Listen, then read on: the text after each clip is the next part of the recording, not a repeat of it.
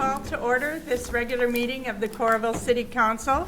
It's Tuesday, April 28th, 2026, 6:30 p.m.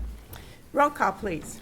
Councilmember Knutson. Here. Vogelsang. Here. Quinn. Here. Peterson. Here. Freeman. Here. Council members are all in attendance, as are our City Administrator Hayworth, City Clerk Johnson, City Attorney Olson, and many staff in the audience. Motion to approve the agenda, please. So move. Second. Moved by Wynn, second by Peterson. All in favor? Aye. Aye. Agenda is approved. This is a wonderful time of year for events and so on, and we have a number of proclamations tonight. We'll start with National Apprentice Week, which annually raises awareness of the vital role registered apprenticeships provide in meeting critical industry workforce demands. Registered apprenticeship programs develop the highly skilled workforce that employers need and create pathways for Americans to catapult into in-demand, high-paying careers. And whereas registered apprenticeship programs are industry-driven, high-quality career pathways that enable employers to develop and train their future workforce. And individuals can obtain paid work experience with a mentor, receive progressive wage increases, classroom instruction, and a portable, nationally recognized credential. And whereas registered apprenticeship programs are uniquely able to meet the changing demands of the City of Coralville's economy. Now, therefore, I, Lori Goodrich, Mayor of the City of Coralville, do hereby proclaim April 26th through May 2nd, 2026 as National Apprenticeship Week in the City of Coralville. Call upon all stakeholders and partners to recognize the value of registered apprenticeship and to promote awareness and expansion. Signed this 28th day of April 2026. Is there someone that would like to speak with us about this? Good evening. My name is Jaime Soto with Labor's Local 43. I would just like to say thank you to the City Council and to the City of Coralville for taking the time to recognize the apprenticeship program and also the apprentices that are here present. Can you guys please stand up, all the apprentices? The program is really important. It teaches everybody that goes through it the skills they need to go out and be able to perform their jobs in an effective way and in a safe way. It teaches them a lot of good skills that they could also use, in their personal lives as well. And on top of that, they're able to provide a good living for their family. So for that, thank you guys.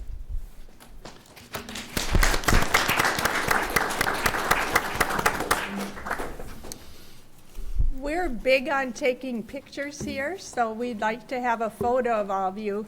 Is there someone else who would like to speak? Thank you. If it's okay. Yes, Yeah, we yes. were just going to add one more thing. Yeah. Good evening. So my name is Robin Clark Bennett, and I work at the Labor Center at the University of Iowa. And this is Rosette Bowinja, who is a Coralville resident. And we just wanted to join in celebrating the importance of our area's registered apprenticeship program. Too many people are unaware that our region is a hub for state-of-the-art registered apprenticeship training programs that are these tuition-free pathways to family-supporting careers with living wages, health benefits, retirement security, and safe workplaces. And this is more important than ever right now. So many residents lack access to good family-supporting jobs. So many contractors need skilled trades workers, but many people don't know how to close that gap. And so that's why, together with our friends in the Cedar Rapids, Iowa City Building Trades Council, we formed a pre-apprenticeship program. So for people who don't have a relative or a friend in the trades, the pre-apprenticeship program it includes a 5-week course that tours registered apprenticeship programs, provides OSHA 10 certification, creates connections with local leaders, helps people understand the 16 different trades, some of which they would know, but some like sprinkler fitters or, insulators people don't know about, and helps create that new pathways into those incredible programs. programs. And I'm here with Rosette, who actually completed our program last year and has always had a dream of being a plumber. And that was not a possibility in the country where she was born and grew up. But she was really excited to find that that is a possibility here, and she's currently working with a plumbing contractor as she begins her pathway to being a journeyman plumber.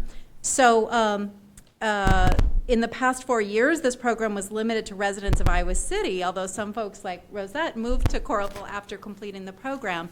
So we're excited to say that we're looking at an expansion of the program to include more of the cities in Johnson County, including Coralville. And so we'll be back in touch with you more about that. But I just want to conclude by saying our area's registered apprenticeship programs are local treasures, serving hundreds of contractors, thousands of workers. And I've just seen firsthand the pride, skills, and financial stability that these programs provide. So thank you so much for recognizing National Apprenticeship Week. Thank you for this information. Want to thank Royce Phillips, too, our council member who set this up. He's with the building trades, and we'd like to have a photo of all of you that are involved in this program. Apprentice training. Yep.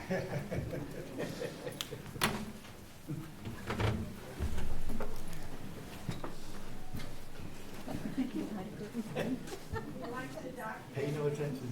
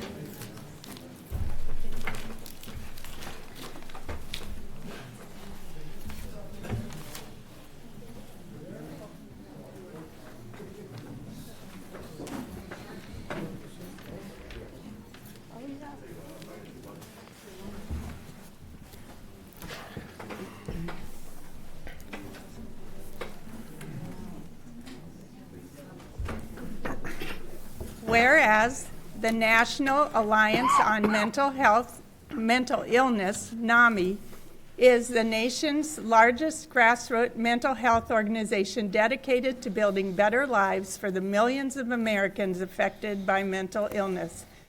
And whereas the face of mental illness isn't some stranger, it's our coworkers, our neighbors, our friends, our families, and sometimes ourselves. And whereas mental illness does not discriminate, it affects adults, children, and people of every ethnic, socioeconomic, religious, and political background. And whereas 1 in 5 adults in the United States experiences a diagnosable mental disorder, and 1 in 5 youth aged 13 to 18 experiences a severe mental disorder in a given year. And whereas suicide is the second leading cause of death for America's youth ages 15 to 24, and the vast majority of those who die by suicide have a mental illness that is often undiagnosed or untreated. And whereas half of all chronic mental illnesses begin at age 14, and 3/4 begin by age 24. Therefore, treating cases early could address and reduce disability before mental illnesses become more severe. And whereas NAMI Johnson County will hold its annual walk at 9 a.m. on Saturday, May 2nd, 2026, at the Terry Trueblood Recreation Area in Iowa City. The walk aims to inspire and initiate a community conversation about the impact that mental illness has on every part of our collective lives, from family systems to primary health care, to education system, and to the business community and beyond. Now, therefore, I, Lori Goodrich, Mayor of Coralville, do hereby proclaim May 2026 as Mental Health Awareness Month in Coralville, Iowa, and urge all residents to increase the awareness and understanding of mental health and to inform of the treatment options available in our country for individuals with mental health. Signed this day of April, Lori Goodrich, Mayor. Is there someone that would like to receive this, that would like to speak with us? Okay. I know they have a very busy schedule, so we'll get this to them, and we appreciate their work. The next is, whereas the Office of the Professional Municipal Clerk, a time-honored and vital part of local government, exists throughout the world. And whereas the Office of the Professional Municipal Clerk is the oldest among public servants. And whereas the Office of the Professional Municipal Clerk provides the professional link between the citizens, the local governing bodies, and agencies of government at other levels. And whereas professional municipal clerks have pledged to be ever mindful of their neutrality and impartiality, rendering equal service to all. And whereas the professional municipal clerk serves as the information center on functions of local government and community. And whereas professional municipal clerks continually strive to improve the administration of the affairs of the office of the professional municipal clerk through participation in education programs, seminars, workshops, and the annual meetings of their state, province, country, and international professional organizations. And whereas it is most appropriate that we recognize the accomplishments of the Office of the Professional Municipal Clerk. Now, therefore, I, Lori Goodrich, Mayor of the City of Coralville, do recognize the week of May 3rd through May 9th, 2026 as Municipal Clerks Week, and further extend appreciation to our professional municipal clerk, Thorsten Johnston, and all professional municipal clerks for the vital services they perform and their exemplary dedication to the communities they represent. Dated this 28th day of April, Lori Goodrich. Now we have Thor Johnson here, and we appreciate him very much. And I think we should have a quick picture with our council. We could stand back here and have a picture with Thor.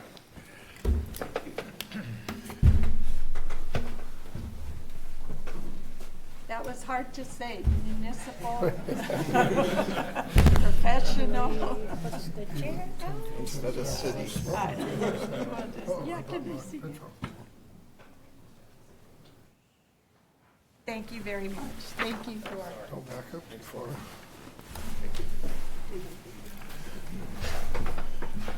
We did have the Asian American Pacific Islanders on this month, but they will be able to join us next meeting, so we'll wait with that one. But we do have Police Week and Police Officers Memorial Day. Whereas the Congress and President of the United States has designated May 15th as Police Officers Memorial Day, and the week in which May 15th falls a National Police Week. And whereas the members of the law enforcement agency of the City of Coralville play an essential role in safeguarding the rights and freedoms of the citizens of Coralville. And whereas it is important that all citizens know and understand the problems, duties, and responsibilities of their police department, and that members of our police department recognize their duty to serve the people by safeguarding life and property, by protecting them against violence and disorder, and by protecting the innocent against deception and the weak against oppression and intimidation. And whereas the police department of the City of Coralville has grown to be a modern law enforcement agency which unceasingly provides a vital public service. Now, therefore, I, Lori Goodrich, Mayor of the City of Coralville, proclaim the week of May 10th through the 16th, 2026 as Police Week, and call upon all citizens of Coralville and upon all patriotic, civil, and education organizations to observe the appropriate ceremonies in which all of our people may join in commemorating law enforcement officers, past and present, who, by faithful and loyal devotion to their responsibilities, have rendered a dedicated service to their communities, and in so doing have established for themselves an inevitable and enduring reputation for preserving the rights and security of all citizens. I further proclaim May 15, 2026 as Police Officers Memorial Day and call upon all citizens of Coralville to observe this day in honor of those police officers who, through courageous deeds, have lost their lives to become disabled in the performance of duty. Signed this 28th day of May, 2026. Madam Mayor, thank you for the proclamation tonight. National Police Week is an important time to reflect on the outstanding work our police officers do each and every day to keep this community safe. Policing is not an easy profession, but our officers perform their duties with professionalism, dedication, and integrity, and for that, we're incredibly grateful. We want to express our appreciation to the Coralville City Council, city staff, and the entire community for their continued support. It does not go unnoticed. This is also an appropriate time to recognize Iowa cops. They stepped in without hesitation to support us following the passing of Sergeant John Williams in 2022, and their commitment has continued ever since. Through their generosity, many members of our department have had the opportunity to attend National Police Week in Washington, D.C. This year, Detective Van Brocken will be attending, and we are extremely grateful for the Iowa cops and the continued relationship we share with them. Above all, National Police Week is a time to honor those who have made the ultimate sacrifice and to recognize the dedication of those who continue to serve. We are proud of our officers, thankful for our community, and committed to continuing to keep Coralville a safe place for all. Thank you. Thank you.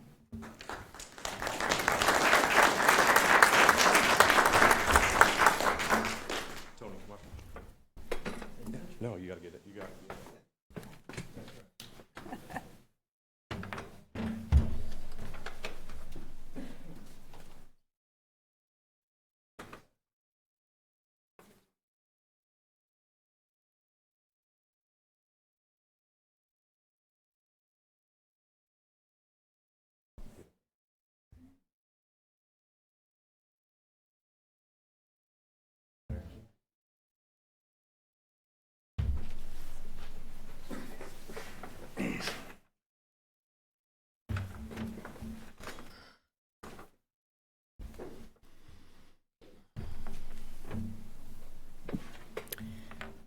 Now we have a special welcome for coach and athlete competing in the PanAmerican Wrestling Championships.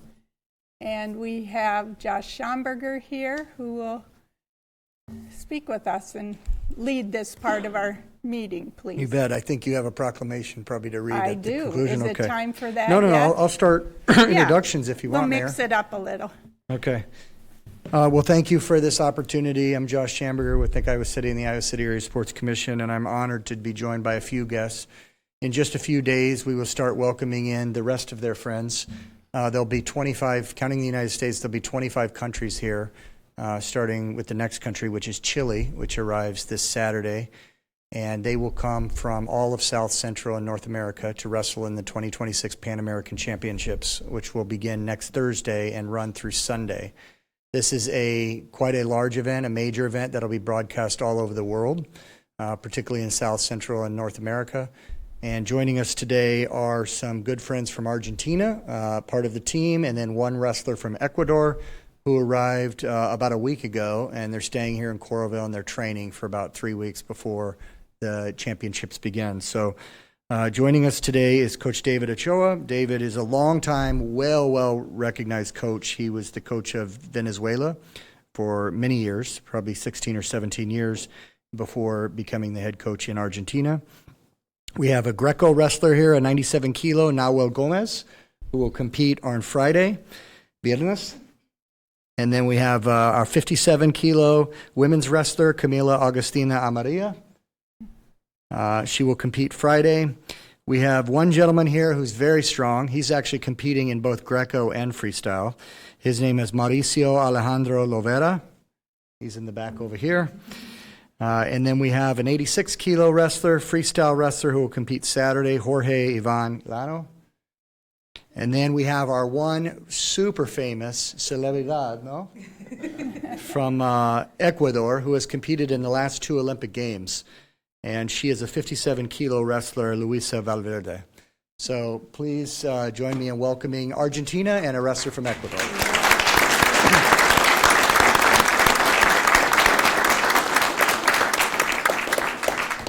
In honor of this time, we have a proclamation. Whereas the city of Coralville is a premier destination for all forms of competitive wrestling in the world of athletes and spectators alike. And whereas the sport of wrestling is an important component of the city's civic pride and can speak positive opportunities for shared town-growing community building, and whereas the community has hosted major international wrestling events, athletes, and spectators from around the world.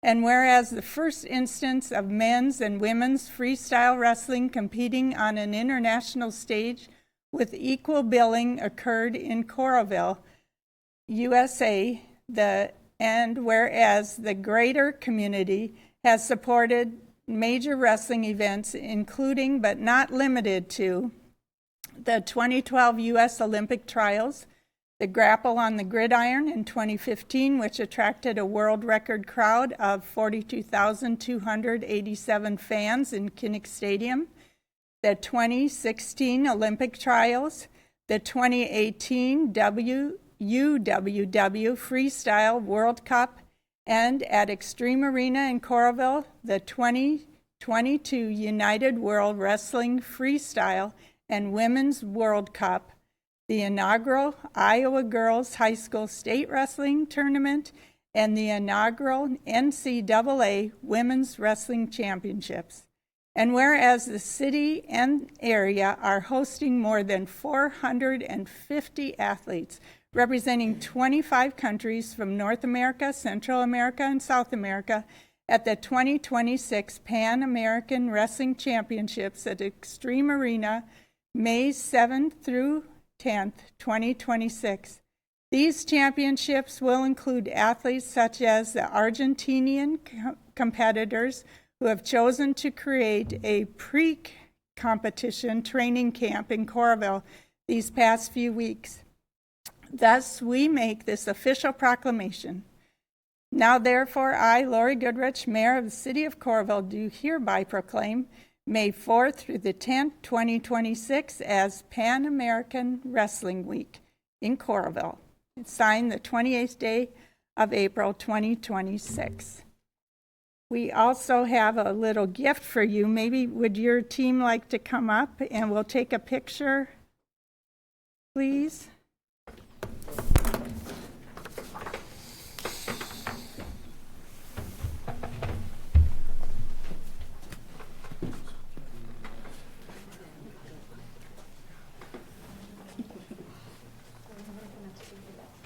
And I know that you have been here for a little while, but we would like to present to you the key to the city of Coralville. We're so grateful to have you here in our town. Yeah. Take that away. Can I sneak in? Thank you.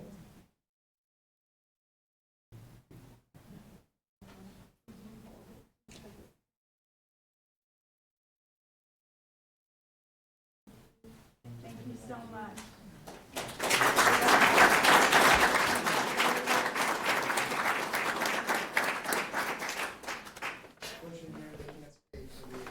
Now they have to go work out. So, We look forward to seeing them on the mat. all righty. Vámonos. Thank you.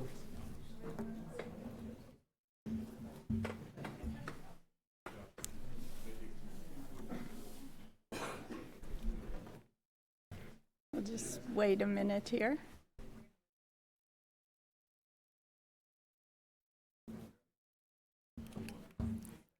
This portion of the meeting is community comments, and it's an opportunity for members of the public to speak directly to the council about items pertinent to the city of Coralville.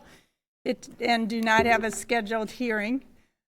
Open meeting laws do not allow council to engage in discussion or debate, but we do appreciate hearing your thoughts and concerns. So please step up to the podium, sign in, stand close to the microphone, and please speak for no more than 5 minutes. Thank you. Is there anyone that would like to speak with us this evening?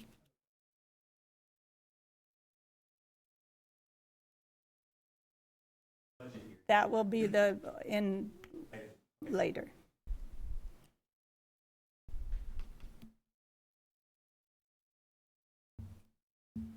All right, hearing no one, we will move on.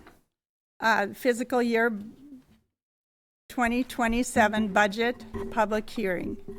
First, we'll have our budget presentation by Ann Hester, Director of Finance.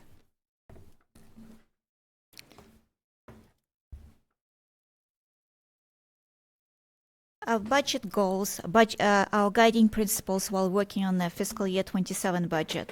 Adopt a balanced budget and maintain adequate fund balances. Maintain the property tax levy rate when possible. Fund infrastructure needs and provide high-quality city services and enhance quality of life in Coralville. Budget highlights. Coralville's total taxable property tax value increased by 4.76%. A state legislation applied a 2% limitation factor. That resulted in general fund revenue growth limited to 2.7%. Proposed property tax levy for fiscal year 27 budget is $14.85 rounded per $1,000 valuation. This levy includes a transit levy rate at maximum 95 cents. This is increase from last year a budget, which we are currently in fiscal year 26 budget. The levy rate used in fiscal year 26 is $14.53 rounded. State residential rollback for fiscal year 27 budget decreased from 47.43% rounded to 54.53% rounded. Budget challenges. Increase in costs across operations, planning for future needs, replacement tax backfill will be phased out through fiscal year 29, and also uncertainty surrounding proposed state legislation. In summary, why property taxes may change, there are several factors.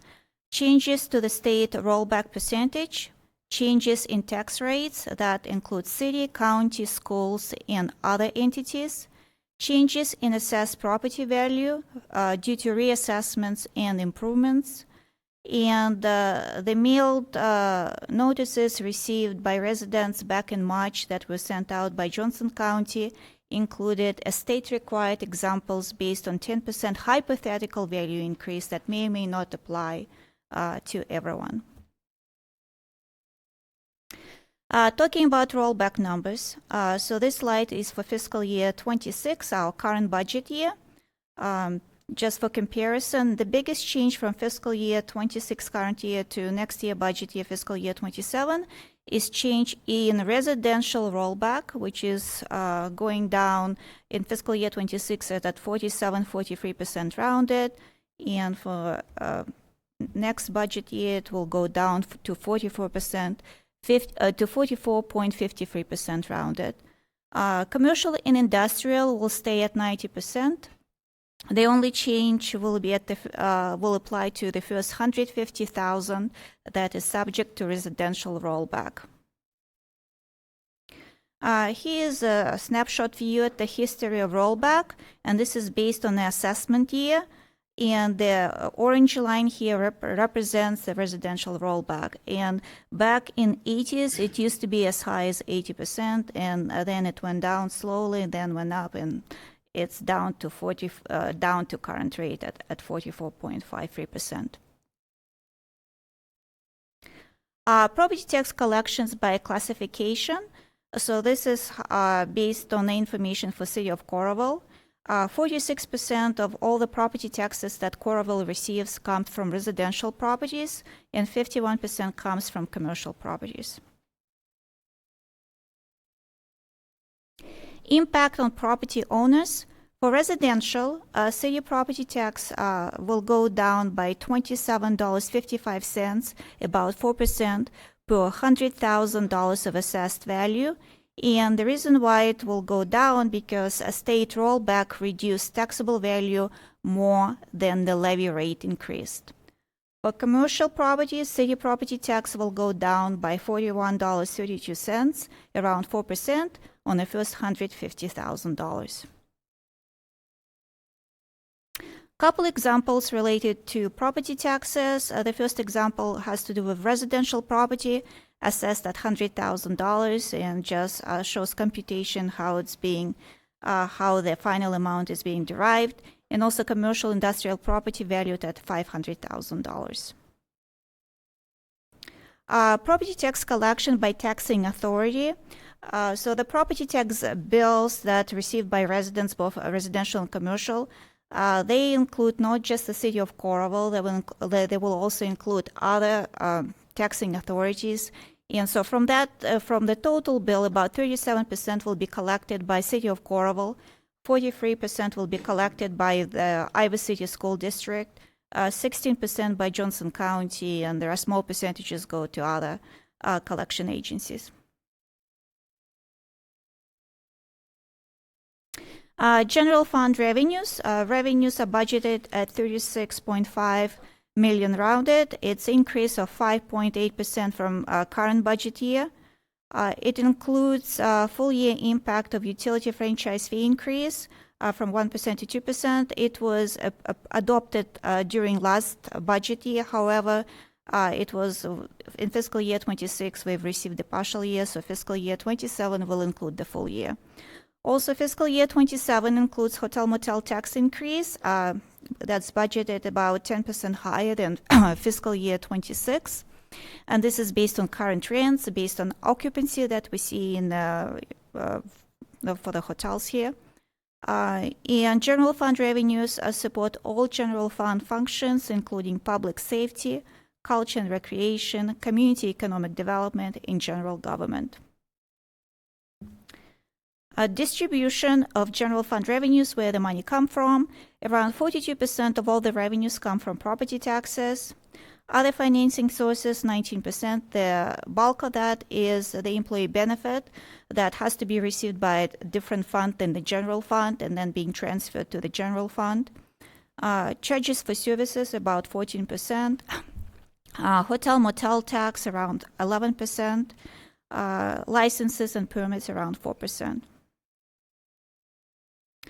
General fund expenditures. Expenditures are budgeted at $34.5 million for fiscal year 27, which is 5.9% increase from current budget year.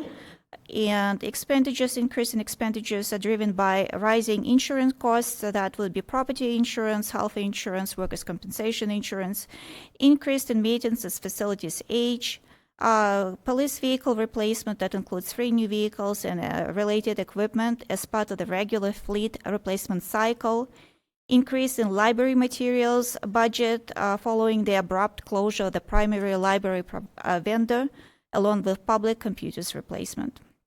Also, reserves set aside for future equipment vehicle replacement. General fund expenditures distribution. Parks and recreation account for 30% of all the expenditures.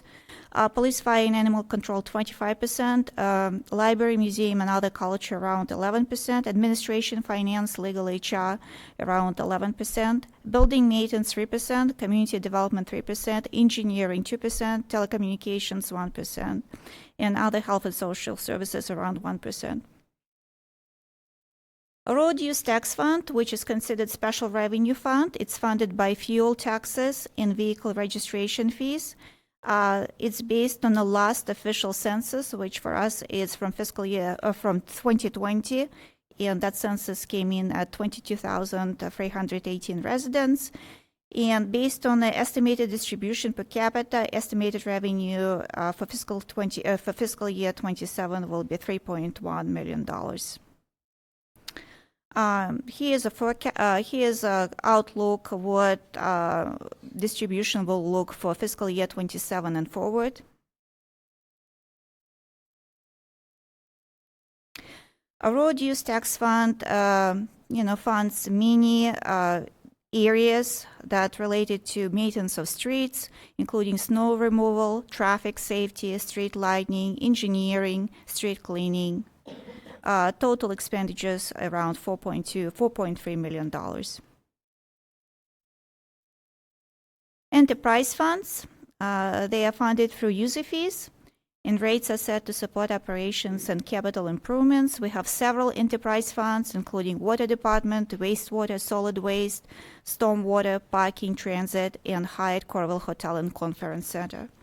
Overall, the revenues for all the enterprise funds will amount to $40.3 million, with expenses around $38.7 million. Fiscal year 27 budget includes the following rate changes to be able to support operations and the capital improvements needed for those funds. Increase in water fees, both for residential and commercial.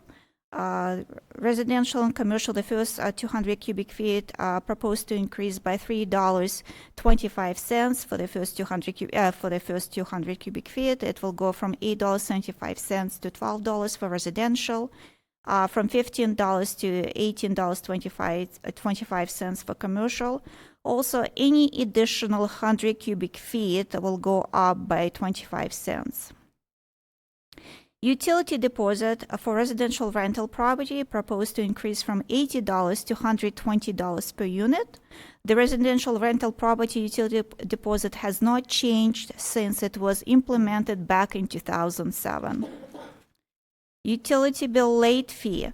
The budget includes the proposal to change the structure how the late fee is calculated to be more in line with the surrounding communities. Currently, the late fee is calculated as 10% of the water fees, and it's proposed it will be calculated on the entire bill. Solid waste card fees. Increases proposed both for 35-gallon and 65-gallon cards. And card fees have not changed since automated card collection began back in 2009. Curbside bulky item trash collection. The proposed budget implements a curbside bulky trash collection fee consistent with surrounding communities to cover landfill disposable fees. It will be similar to Iowa City fees. Capital improvement projects. We have several very exciting projects happening here in Coralville. Some of them will be covered by the capital improvement bond, which has, got for some approval in prior council meetings. The bond is proposed to be at $1.7 million, and that bond will fund for Forevergreen Road Extension Phase 1, Heartland Drive and Commerce Drive Roundabout, completion of that project, Solid Waste Recycling Center, Camp Cardinal Boulevard, and Kennedy Parkway improvements. Also, we've talked, for a few months about new recreation center in indoor pool, including St. Morrison Park improvements. Estimate for the entire project is around $54 million, and it's right now we're in design phase, and it's projected for fiscal year 27, fiscal year 28. Well 17 and raw water main, estimated total project at this time is $2.8 million, also projected for fiscal year 27-28, as well as other smaller projects funded from reserves. Also, local option sales tax that will be new for fiscal year 27. It was 1% local option tax was approved November 4th, 2025. It will be effective July 1st this year. And it will support new recreation center, property tax relief, and other city projects. Local option tax will be paid by residents and visitors. At the time of the budget, estimated revenue is around $3.7 million compared to $3.1 million in recreation center debt payment payable in fiscal year 27. A timing for the budget. Once approved, the budget will be filed with Johnson County Auditor and State by April 30th. The budget will become effective July 1st this year, and it will be effective from June 30th, 2027. Budget information is available at the city's website, City Hall, and Coralville Public Library. Questions?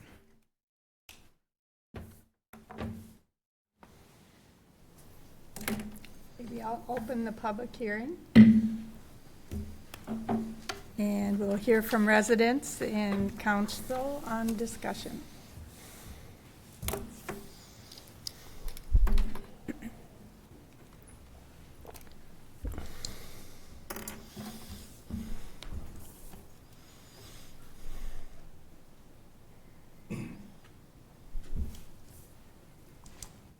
Good evening, Mayor and Council. Pleasure to be here. Thank you for being who you are and what you're doing over there after this wonderful explanation there. It's easy. I don't mean that we're easy. Excuse me, your name, please? Man, I'm Rex Branstad. I live at 2159 Lindcrest Drive. Thank you, Mayor. Thank you for compiling all that and make it very transparent so we can figure it out. It's not easy for you guys to figure it out, but it's easy for us to watch it and hopefully figure it out. The highlights, in my opinion, would be a lower property tax decrease of about $27 per $100,000 of assessed value for your home. That's per $100,000. Let's check your assessment, if you would. You'll see that's a fair savings. And commercial properties, there's a slight decrease. They're running that at 90%. But the first $150,000 gets to take advantage of the residential rollback, which is, if you own commercial property, that's a wonderful thing for us to do.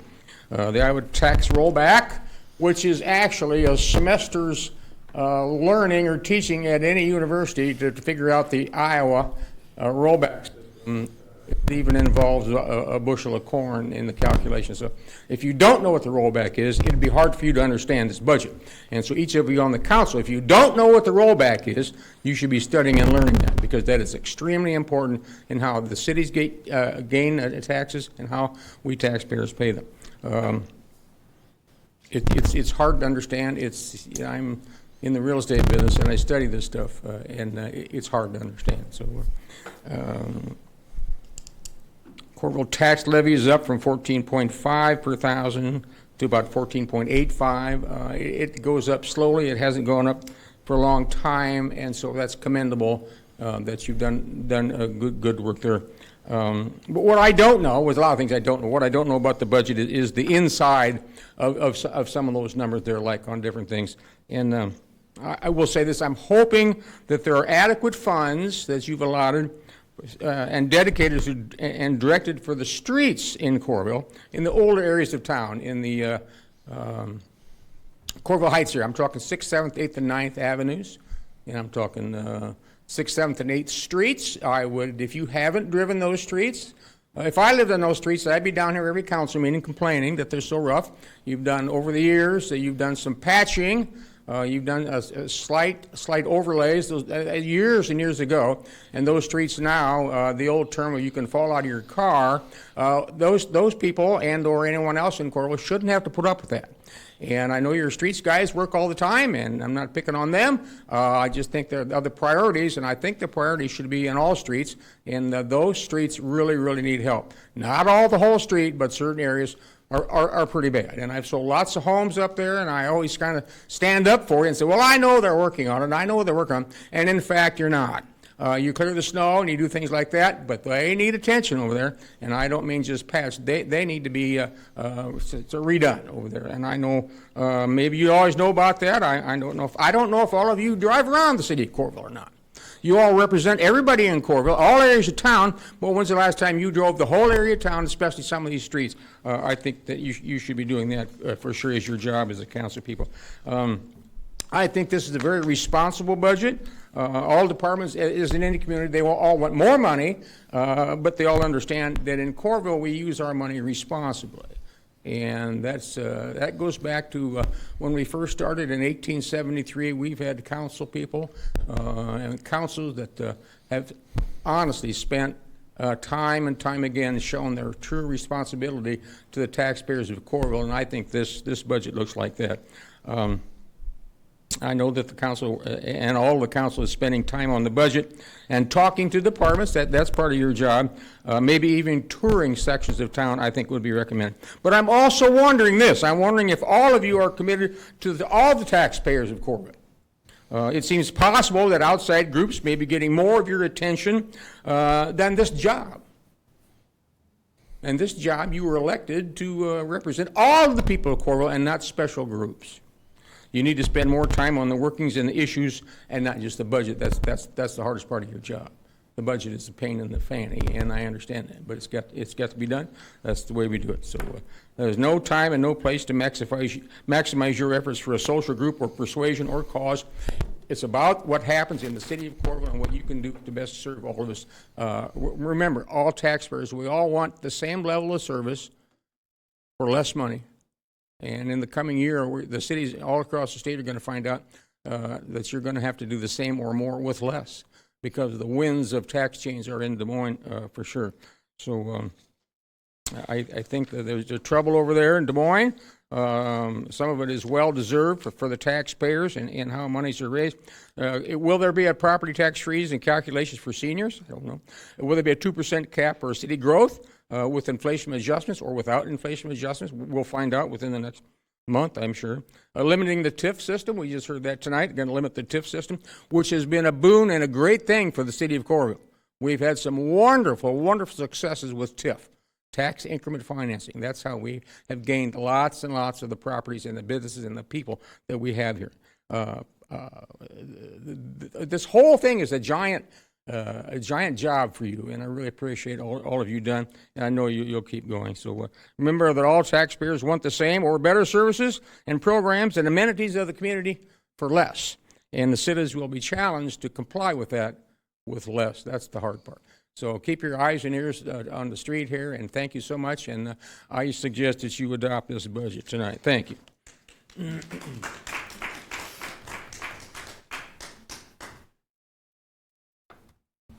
Is there anyone else? It'll be hard to follow Rex, but my name is Scott. I own a business here in Coralville and some commercial. It's actually industrial property. The business I own has serviced the area for 48 years. The tax increase on the commercial/industrial is going to affect me greatly. It's going to affect every business in the area, which is going to cost all the community members money to go have whatever done at those businesses.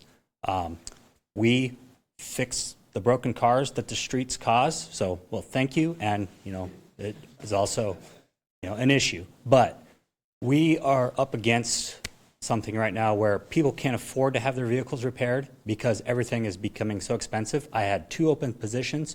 I had to hire outside of the area. I had 8 employees. None of them live in Coralville. One of them moved out of the area because it was so costly to live here. The positions were paying up to $35 an hour. They can't afford to live here. There's one person coming from Alaska to live here. They decided to live in Hiawatha, and the other person that was coming from Florida decided to live in Kelowna. Okay, so they're way out of the area. They did not accept the positions because the commute was too much. The property taxes increase. That the 150,000, the first 150,000 going down. Well, that's only 5% of my property. What's happening to the other 95%? That's what I want to know. And then also, we are bringing in chain corporations where the money is going out of state. I live locally. I live in North Liberty. I eat in the area. I spend my money in the area. For 43 years, I've been in the area here. We can't afford anything more. Our employees can't afford any more. The residents can't afford any more. My liability insurance just went up $10,000, and we've never had an issue. My workers' compensation insurance just went from $440 a month to $705 a month. Never had a claim on it. We can't afford these property tax increases. We're giving money to big out-of-state, out-of-area chain corporations, but nothing is coming back to the little guy. I mean, is there anybody who can give me a tax break? I already pay $52,000 a year in property taxes on my property. If this goes up to what the letter said, I'll be paying close to $62,000 a year on my property. That's more than some people make in a year, just in property tax. I realize it all doesn't come back to City of Coralville, but where I'm at, it's going to Clear Creek, it's coming to Coralville, some of it's going to Johnson County. It's all over the place. So we just can't, as a community, we can't afford any more price increases. I mean, everybody who buys something in the city of Coralville is paying that property tax because the commercial and the industrial is going up. It's going to be too expensive for the community. Plus, the street in front of my business is broken all to heck. I mean, there's big dump trucks running up and down the street all the time from construction project that's going on over there. We can't afford anything more. I'm looking for some help too. Like, I want signage out on Highway 6. I don't know how to get it. Hopefully somebody can reach out to me and let me know how to get through that and help me with that process. You know, if there's funds available for that. You know, we need help locally and not sending the money out of state. I think that's all I have to say for now. We will get in touch with you, Scott. Thank you.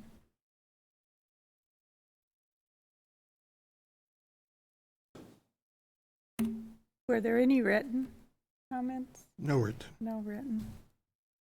I'll close the public hearing and consider the resolution. We'll have the resolution and then council will discuss. Resolution approving the fiscal year 2027 budget. This resolution introduced for adoption by Councilmember Knutson, seconded by. Second by, sorry. Vogelzang.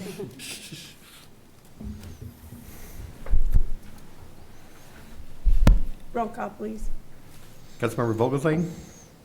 Aye. Wynn? Oh, wait a minute, we didn't have discussion yet. I'm Okay. sorry. We want to have discussion. I got mixed up when I couldn't think of Rich's last name. I'm sorry. Okay, we'd like some discussion by council. Please.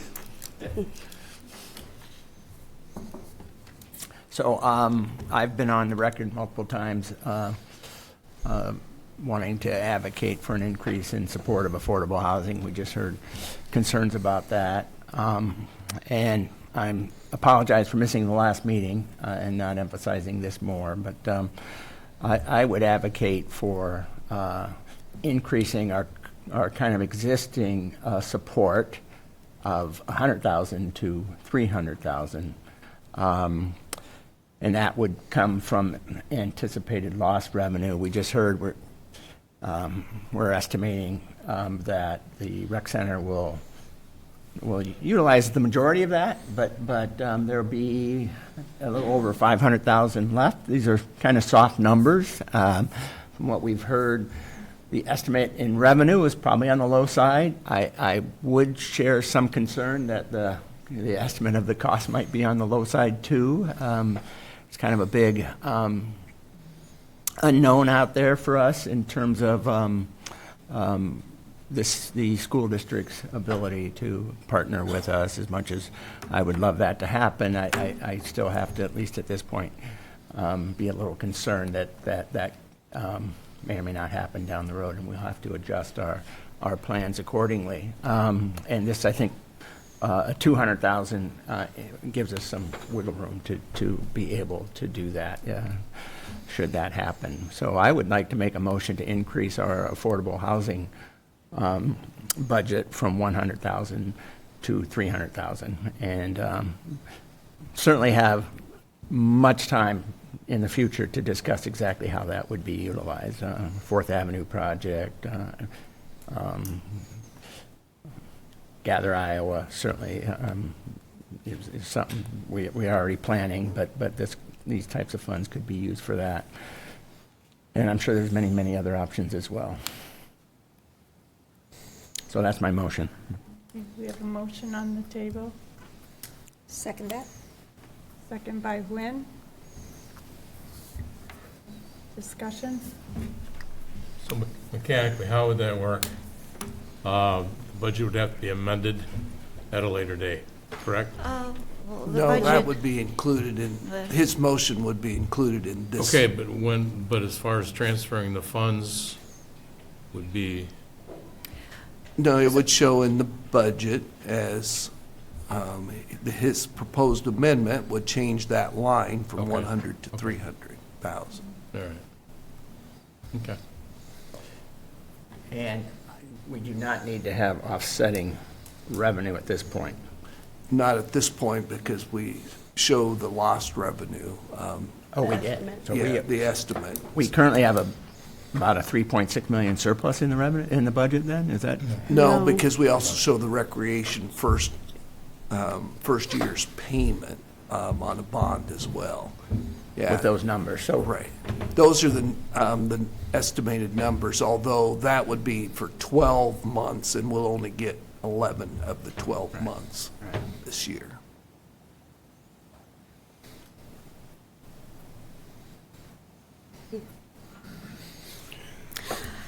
I think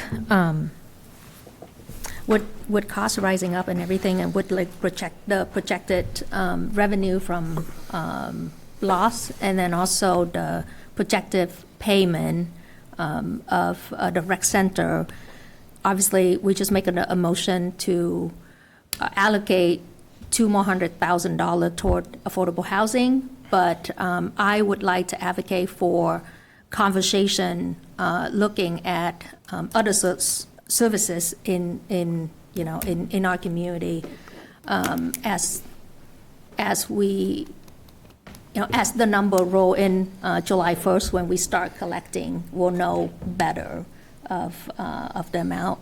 And so I would advocate for conversation looking at an increase to our social services.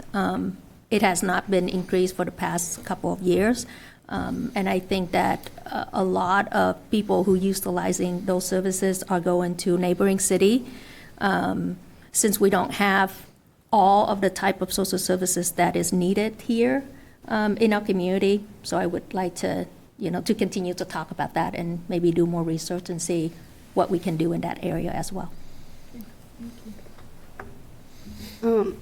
I just want to say I agree with the affordable housing, increasing that line to 300,000, and I would actually say, given once the numbers come rolling in, I would be open to amending that to more, given what projects we talk about.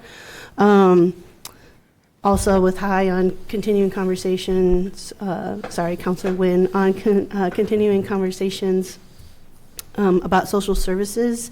And so I also want to put a bug in people's ears about being able to cover the before and after school program requests for scholarships and reduced rates, whether it's lost funding or whatnot. But I've started talking with Sherry a little bit about that, so we have some numbers. So again, maybe that's a conversation for July 1st. But at the moment, I definitely would support this increase in 200.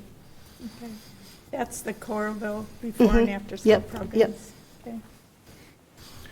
Okay. Yeah, I as well support the increase in low-income housing. I mean, that has always seemed to be an issue in the area as far as, we need people to live and work in our city. And, it's hard enough when you're making low wages to get transportation alone. So it's easier if it's affordable in the city to live in the city that you actually work in. So, but yes, absolutely. I didn't know. There's, everybody's for years have talked about affordable housing. And for years, I have asked a simple question. I've asked Mike, and I can ask every one of you here, what does affordable housing mean, and what does it mean in Coralville? And I would suspect that each one of you would have a different answer. I'm not against it, and I have no problem with the extra 200,000, but I'm just digging a little deeper, because when I look at issues like this, I want to look at it at a street level. Pin it down. What does it really mean? There's a difference between affordable housing and housing affordability. There's two separate issues there. And we have to look at both of those issues. And I am at this, and I have been for a while, and trying to, in my own mind, really coming up and trying to find an answer. I don't think it's, I think everybody would agree with, in this market, in this area, affordable housing, finding housing that's affordable isn't, I'm not sure it's totally realistic. And then you've got the affordability issue, which goes down, which ties into your cost of living and wages and everything else. I had a couple minutes this morning, and I went to our MLS site, and I know we're talking a lot about rentals, and I get that, I understand that. There was a question one time, why do landlords have to charge so much money for rent? Okay. I went to our MLS site, and I looked for multifamily properties in Coralville that have sold in the last 2 years. And I just picked one at random. And I'm just going to just share a couple numbers with you, kind of from an investor standpoint. A property sold for $240,000. Okay. Now, gross income from rents were at $850, which is pretty reasonable, right? So gross income is $20,400. Out of that, taxes were $5,740. Estimated annual maintenance was $1,030. Insurance was $2,063. So you subtract that out, and you have a net income of $11,570. If that property was financed, that's 75% loan, you add in then principal and interest, and you add up all those expenses, and they end up losing money. They would have lost almost $1,400. That doesn't include any management fees. Okay. The other scenario, if they would have paid $240,000 cash, based on these numbers, still have all those expenses, taxes, insurance, and maintenance, and everything else. And this is assuming 100% occupancy, okay? Which is, again, kind of totally unrealistic. The return on their investment would have been about 4.8%. That's just a little bit better than what you could have gotten on a CD today's rates. But my point is, owning rental property is a business. It is a business. And by the way, I wasn't even including any management fees in these numbers. It's a business. And so it's not, the question of why do landlords have to charge what they charge is a complicated question. And depending on what happens in Des Moines, if in fact there's some property legislation passed that could drastically affect multifamily properties, which in fact could drastically increase rents. So you get back to the affordability issue. It's a very, very, very, very, very complicated question. It's a very, very complicated topic. And I'm just throwing this out there for consideration. And I'm not, I'm fine. That's great. Let's do 200,000 extra. My question is, I want to be able to figure out what exactly does that mean? Street level. That make sense? Yeah. Okay. Thank you. That's Okay, all. we have some work cut out for us. Oh yeah, there's a lot of work to do, and I'm trying. And again, that question will vary depending on what community we're talking about. It's going to be maybe different from, in Oxford and Iowa City and Coralville.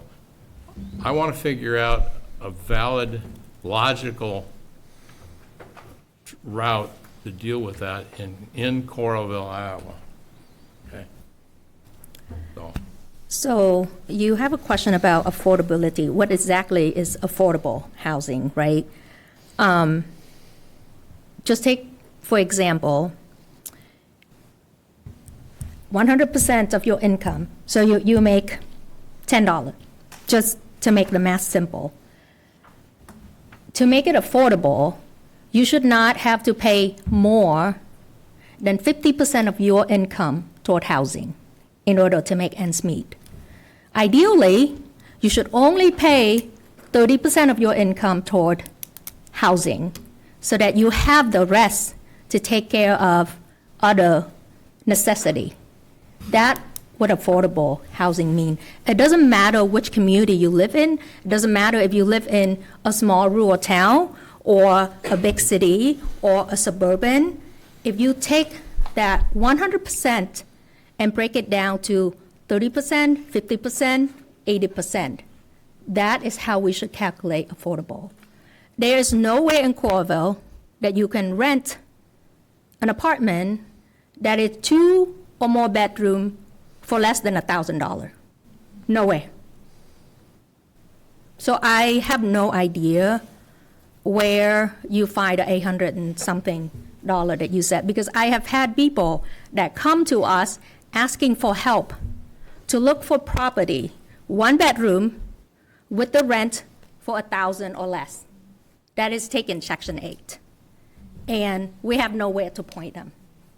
So yes, Coralville is not affordable to live, and so it's other community. We are not alone in that.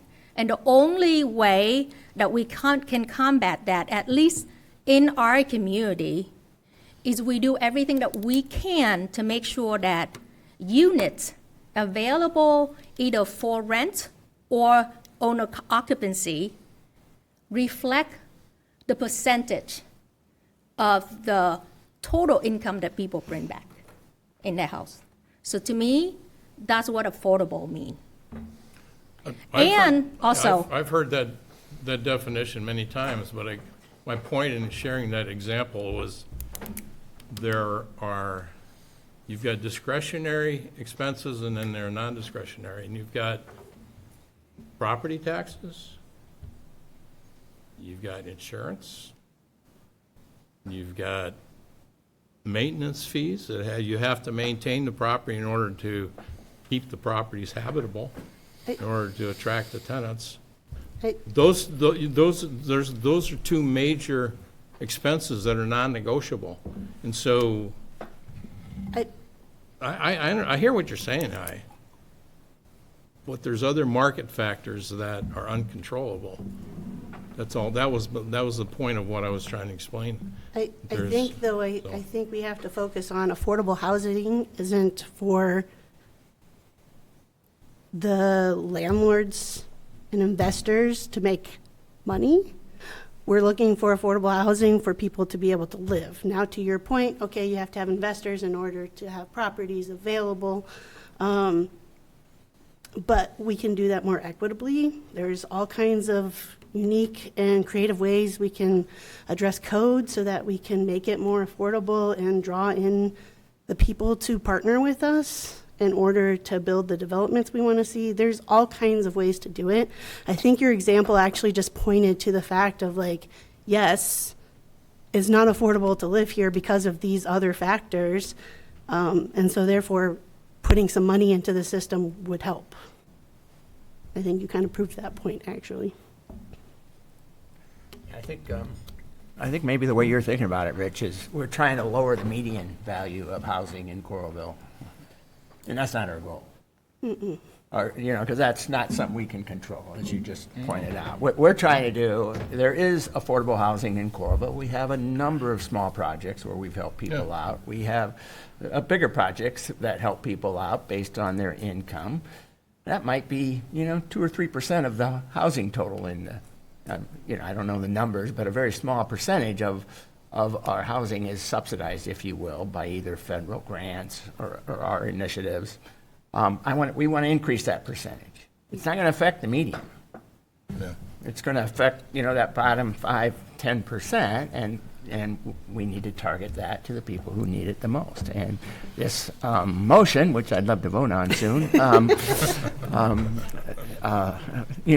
will be a small step towards helping us achieve that goal. I'm sorry if I got off topic a little bit. No, it's on topic. I'm just trying It to just- point out some realities and some market-driven realities that that are elements of a very complicated equation. That was all. That was my point. So anyway, Good. Any more comments? I'll shut up. All right, let's have So roll call. you'd have a voice vote on the amendment. The amendment is to increase the line item in the budget from 100,000 to 300,000. Am I correct? Yes. Okay, So and we that can have was a- made by, For affordable, targeted. Yes, for affordable housing. So so if we want to vote on that, you can have a voice vote on that if you want, Mayor. okay, Or you can have me call the roll. I don't care. I think we'll call roll. Okay. Yeah, let's call roll. Councilmember Vogelsang? Aye. Quinn? Aye. Peterson? Aye. Freeman? Aye. Knutson? Aye. All ayes. The motion passes to amend our budget. Okay? And now we'll, Talk about the transit levy. okay. So, yeah. Yep, now we have a little bit more before we vote on our budget. So I'll try to summarize my understanding of where we are. We have increased the transit levy, in part based on what's going on at the state and the possibility that we might not be able to increase it in the future, that these hard caps that are getting discussed would now include the transit levy, which I think was around 60-some cents. Yeah, the How current, about, the is it current okay if number, Kelly does? the Yeah. current number is 62.62142. It's important that you go out because, Right, so say 62,142. 62 cents. It can, under your original max levy, we set it at 95 cents. So those are the two numbers. And that would generate an additional $538,000 more than what we would need in this particular budget, fiscal year 27. And our current best guess for what's going to pass, are we still talking that we might not be able to raise that in the future or not? We would be able to raise it. It's at what percentage? The Senate proposal is that you would be able to raise it outside of the cap. The House's original bill was to have the, Not allowed. it would be 2% on that levy as well. Each year you could increase that particular levy. I did, because I've been trying to get the best guess, knowing we're going to have this discussion, and the information that I got from a couple of House members is that they felt that it would be allowed to be outside the cap. That was their best guess. Okay. So that, we do need a slight increase. We needed to go up by 3 cents. This is rounding again. We would need to go up by 3 cents to balance the transit budget. Okay. So we do need that amount, and that would balance the budget. The rest of it, it would be up to your decision, obviously, what you wanted to do. One of the big issues that Vicki Robrock, our manager, and Ann and I have been working on is we do have federal funds to draw over and beyond our current budget of $2.4 million.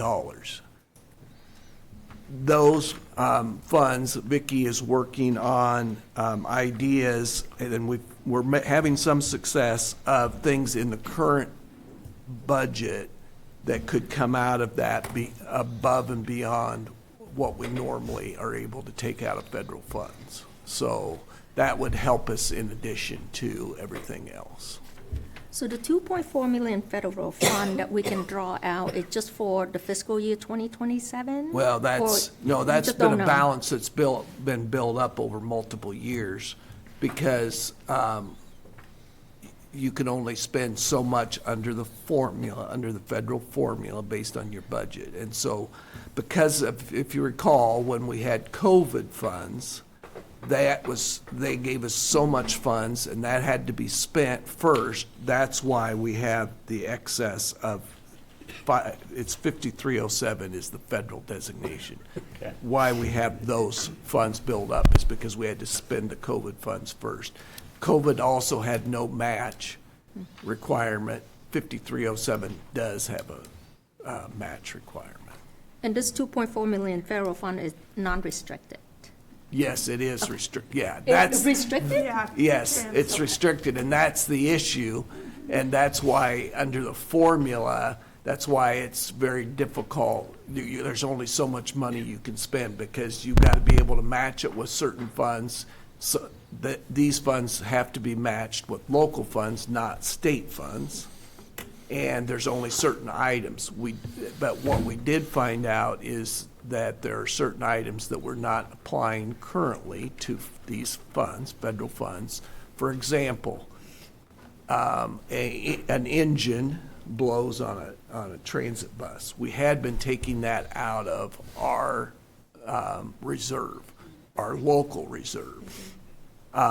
We found out that that is eligible to be taken out of that 2.4 million. So things like that are the items that we're trying to specifically identify so that we can help our transit budget and also spend down those federal funds.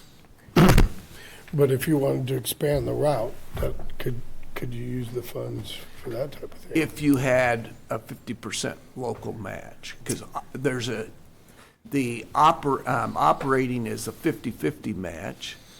The equipment, like a engine, those kinds of things, are 80-20, so you only have to come up with 20%. That's why it's any capital that we can find in a budget that needs to be spent, that's very advantageous, obviously, because it's 80-20 versus 50-50. So there's a lot to using those federal funds, and the finance staff and Ann and Vicki spend a lot of time in June making sure that we've used every dollar that we can of the federal funds. Sure. Don't want to give those back. I had a conversation with Vicki yesterday, to talk about this issue. And she made a point, because I was thinking about just going back to what we need to, the minimum. But she made a point that capital expenses, new buses, a full-size bus, I think the numbers she said were around 450,000 in 2000, and now it's north of $1 million, so it's more than doubled. 7:09 p.m. Sorry. With that in mind, I would advocate for keeping it. Not keeping it maybe 10 cents higher than what we need to go down to. Not ready to make that motion yet, because I don't know what anybody else wants to do, but I think you said around 68 cents we have to. We need it to be at 62 cents. 62, so we'd go down from 95 to 72 is what I would think. Wait, so you said 62, but didn't you say that we need 3 more cents? No, that's Included in that that's 62. included in the. Oh, that's included Yeah. already. Okay. Yeah. Because our current year is 58 cents in the 58.9 cents in this year. So then, we'll next fiscal year, we'll look at the levy, we'll look at the levy again, Yep. correct? Yep. Okay. Yep. And where the 95 cent comes in is that's the maximum under the Yep. state law that you can levy. But we don't know. It might change. Can it change? Well, it could, but they're not proposing to change the 95 cent. What they had originally talked about was whether there would be a limit on how much you could increase on an annual basis, up to the 95 cents. There's, I don't know, there's at least 50% of the cities in Iowa that have transit that are already at the maximum, so it doesn't matter to them either way. Yeah. But if they reduce that maximum, it wouldn't matter a lot. Yeah, Yeah. yes. So if we bring it up to 72, or just round it up to 73? Technically, we're bringing it down Well, yes, from what's currently in the yes. budget. So instead of 95, we'll bring it down to 73. That's what his. Yeah, I so think- that's roughly a Yeah. little over 10%. Yeah. What do other people think? I'd personally like to see, us fund that a little higher, just because, I know we've talked about this in the past in some work sessions and stuff, but, I believe we should extend some of our routes, and one in particular is getting to the Iowa DOT out there. I know we get to Walmart and then we stop, but, we have people that are trying to get their driver's license, and they have no way to get to the Iowa DOT driver's license building through transit. So that's one of the things I'd like to see. So, I would be in favor of making sure that we keep a little more surplus in that budget, so that we can look at things like that in the future. I'm leaning more toward the 80 cents. A little bit higher than 72. But I could support that. still leaves us a little cushion to do something next year. Need be. It'd be great to extend the weekend routes and night routes. I think we've had people that work on second shift that couldn't get home because no bus is running. So I would be in favor for, decrease it to 80% and looking at extending night and weekend routes. Could it be used for that? Okay, If we had enough money, yeah. okay. Can we potentially use that to match the 50% operating costs Yes. for the 2.4 million? Yep, you can. Anyone like to make a motion for an amount that we should have? I'll make a I'll motion. make a I motion to would go just to 80 suggest that, Okay. remember, the motion would be going from 95-cent levy to whatever, To that. whatever levy that you guys agree Okay. on. Yes. Thank you. Increase. Settling on 80. I think so. Can we be precise with I would. 80 cents, or do we have to carry it out however Oh, many no. No, decimals? if you can say 0.000, we can do that. 8.0000. Go ahead, Hi. Did you want to? I'd move that we amend the budget to, from 95 cents to 80 cents For the transit levy. for the transit levy. Thank you. I'll second that. Okay. Motion was made by Vogelzang, seconded by Knutson. Roll call, please. Councilmember Wynn, Aye. Peterson. Aye. Freeman, Aye. Knutson. Aye. Vogelsang. Aye. All ayes, the motion passes. Is there any more discussion about the budget before we vote on accepting the budget for 2027 fiscal year? So this resolution would be as amended by the two motions earlier. Roll call, please. Councilmember Peterson. Aye. Freeman, Aye. Knutson. Aye. Vogelsang. Aye. Wynn. Aye. Our fiscal year 2027 budget is, with the amendments, is agreed upon by all council members. So it is passed, and we will move on now. Is this where we shoot off confetti and throw it Yeah. out into the air? We start working on it next year. Great discussion, everyone. Yeah, thank you all.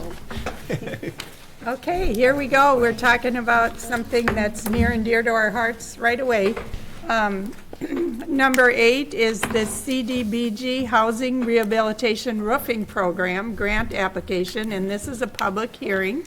It's required to discuss the $198,000 Community Development Block Grant funding application for the Iowa Economic Development Authority for the Housing Rehabilitation Roof Replacement Program for low to middle income homeowners.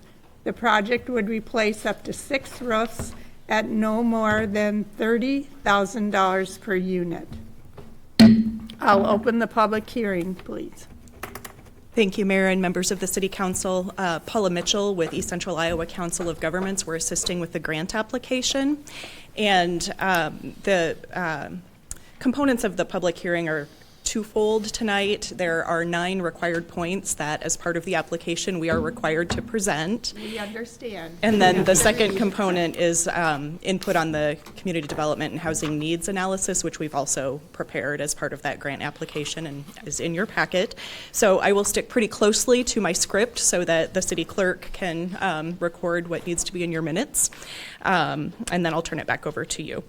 For how the need for the proposed project was identified as part of that community development and housing needs analysis, we looked at various sources of information publicly available. That includes the Johnson County Housing Needs Study, your own City Council minutes and plan documents, as well as information available from the U.S. Department of Housing and Urban Development and census data. And as a result of that assessment, it was found that there is a high need for the preservation of Coralville's existing affordable housing stock for owner occupants, and especially a need for critical repairs. The roof replacement program addresses this need by providing funding for eligible low and moderate income homeowners to make roof repairs that will extend the useful life of their home. And without this funding source, major repairs such as roof replacements are out of reach for many of these homeowners who earn at or below 80% of the area median income. The program, if funded, will be funded through $198,000 in community development block grant funding, which comes from Iowa Economic Development Authority. And the application would be submitted online no later than May 22nd, 2026. The amount of federal funds to be requested, again, is $198,000. The estimated portion of the federal funds that will benefit persons of low and moderate income is 100%. In this case, there would be an intake process. It would be voluntary, and all households participating would need to have incomes at or below 80% of the area median income.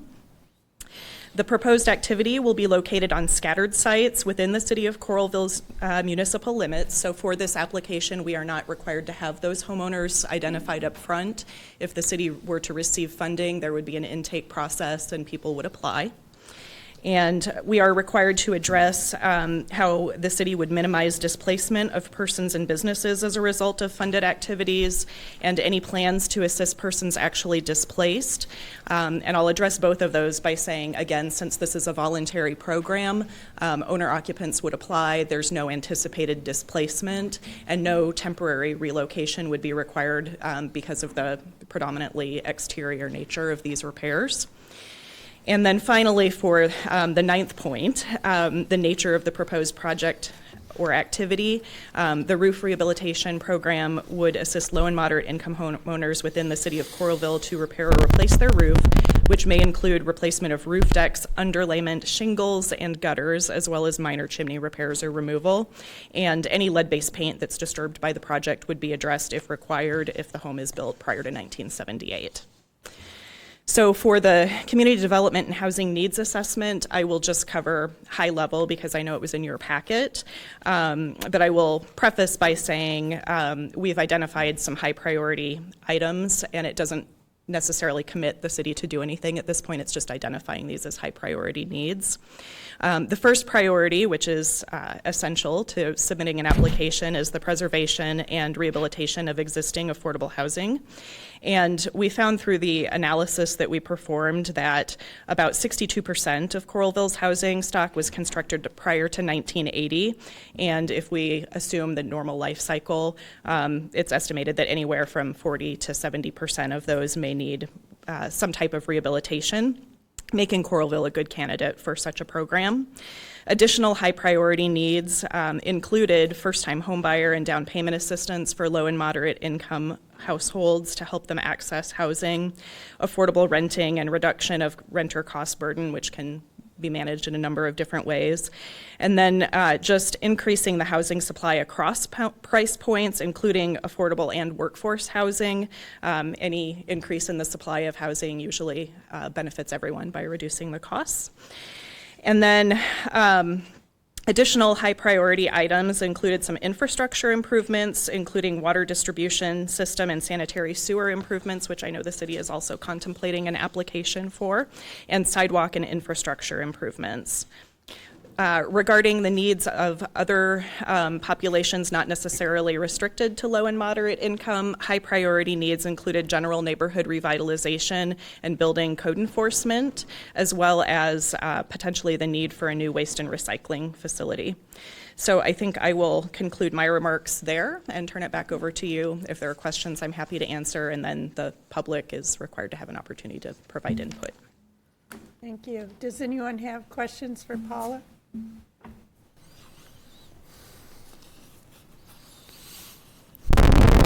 Nowhere to.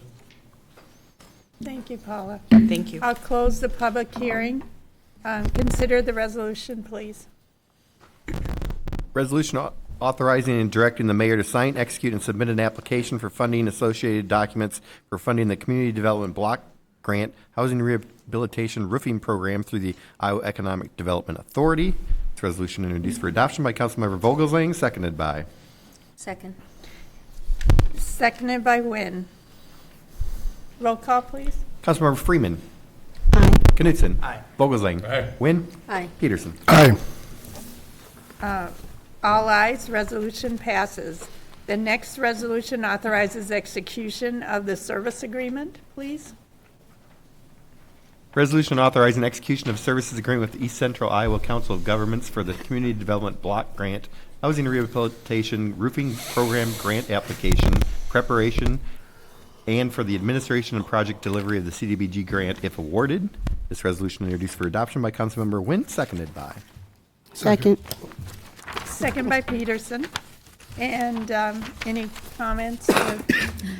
Yeah, I just want to say thank you to Kelly for working on the application to get this grant for us. I think it's very valuable for our community, especially just like Paula said, the majority of housing in Coralville was built in the 80s, and so we definitely need to upgrade those, especially roofing and all of that. And I really hope that community member will take advantage of this program. If they have any question, feel free to call City Hall, and you'll get assistance of how to walk you through the application and get any question that you have answer. Is it too late to ask Paula a question? She's here. Would you step to the microphone, Paula, please? This is for 6 applicants. How many do you typically have you gotten in the past? We typically don't have any trouble filling programs like this. There's usually Do you get pent-up 100? demand. Do you get 7? We usually are oversubscribed for the programs. I wouldn't say 100, but typically we receive more applications than can be funded. Double? Potentially. Potentially. Okay. I mean, I haven't- had no Yep. idea how. It depends a had little this on the one. community size, but for a city the size of Coralville, I would anticipate oversubscription. There are some rules, and so, I mean, when we had complete housing rehab grants, then you had to have a targeted neighborhood, and then it was more difficult to get enough applications. And so sometimes the last house would be very difficult to find just because of all of the rules and regulations and because it was a targeted neighborhood. This, the benefit is the whole city, so we don't have to deal with that. Yeah. Sounds like it comes reasonably close to fulfilling the need, though, at least the people who are applying. Maybe you stop soliciting applications once you get a certain number. Yeah, we would operate a waiting list, so if someone were to, for some reason, drop out of the program, we have had it occurred that someone decided to sell their home, put it on the market, and rather than move forward, they got a job offer somewhere else, and we would fill from the next Yeah, person on we've the had waiting that list. happen a couple of times with the rehab program, and because there's a time limit that you need to be in the house, or you have to repay the loan, so, or it becomes a loan, so. Yeah. Is there a match for this? Let's say if the cost is more than, than the awarded. There's no match requirement for this grant. If for some reason the bids would exceed the amount that's available, then either the homeowner would need to put some funds in, or if the city had a desire to provide matching funds to assist, that would also be an option. Thank you. Okay, roll call, please. Thank you. Councilmember Knutson. Aye. Vogelsang. Aye. Quinn. Aye. Peterson. Aye. Freeman. Aye. Resolution passes, all ayes. Now consider the resolution awarding the CDBG Housing Fund Technical Services Contract.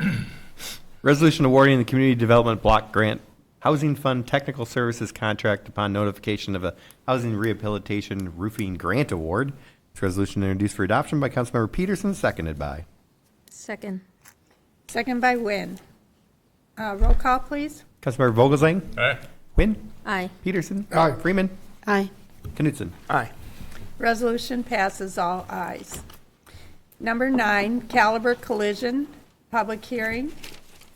This will make Auditor's Plot the same zoning as the Altmeyer Acres Outlot B, so the two parcels can be combined to form one lot. We have Dave Johnson here as our Community Development Department, and he will give the report and the Planning and Zoning Commission report. Thank you, Mayor and City Council members. The plat that's been provided to City Council depicts the final boundaries for what will be future Lot 1 for Caliber Collision Subdivision. That includes neighboring parcel 2025104, which is being acquired for Lot 1 to meet the lot width to depth ratio requirements outlined in City Code. A plat of survey has been provided describing that parcel. Also enclosed or provided to the council was an Alta survey which depicts Outlot B of Altmeyer Acres. Outlot B Altmeyer Acres is currently zoned C2 Arterial Commercial District. Parcel 2025104 is currently zoned CPUD2, Commercial Planned Unit Development 2 District. Together, Outlot B and Parcel 2025104 make up what will be Lot 1 Caliber Collision as shown on the final plat.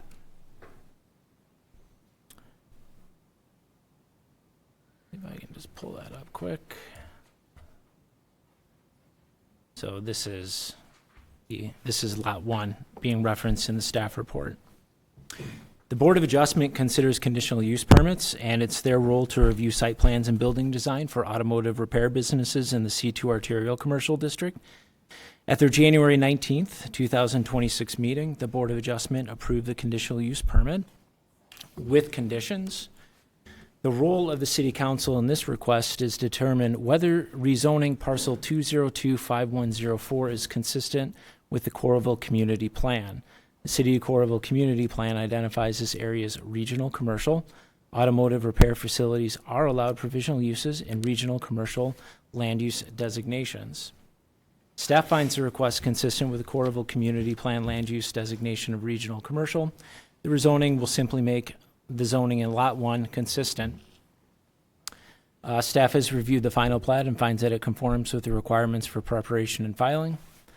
And the Planning and Zoning Commission reviewed this at their March 4th, 2026 meeting, and by a vote of 6-0, the Commission recommended to rezone parcel 2025104 from the CPUD2 Commercial Plan Unit Development 2 District to the C2 Arterial Commercial District.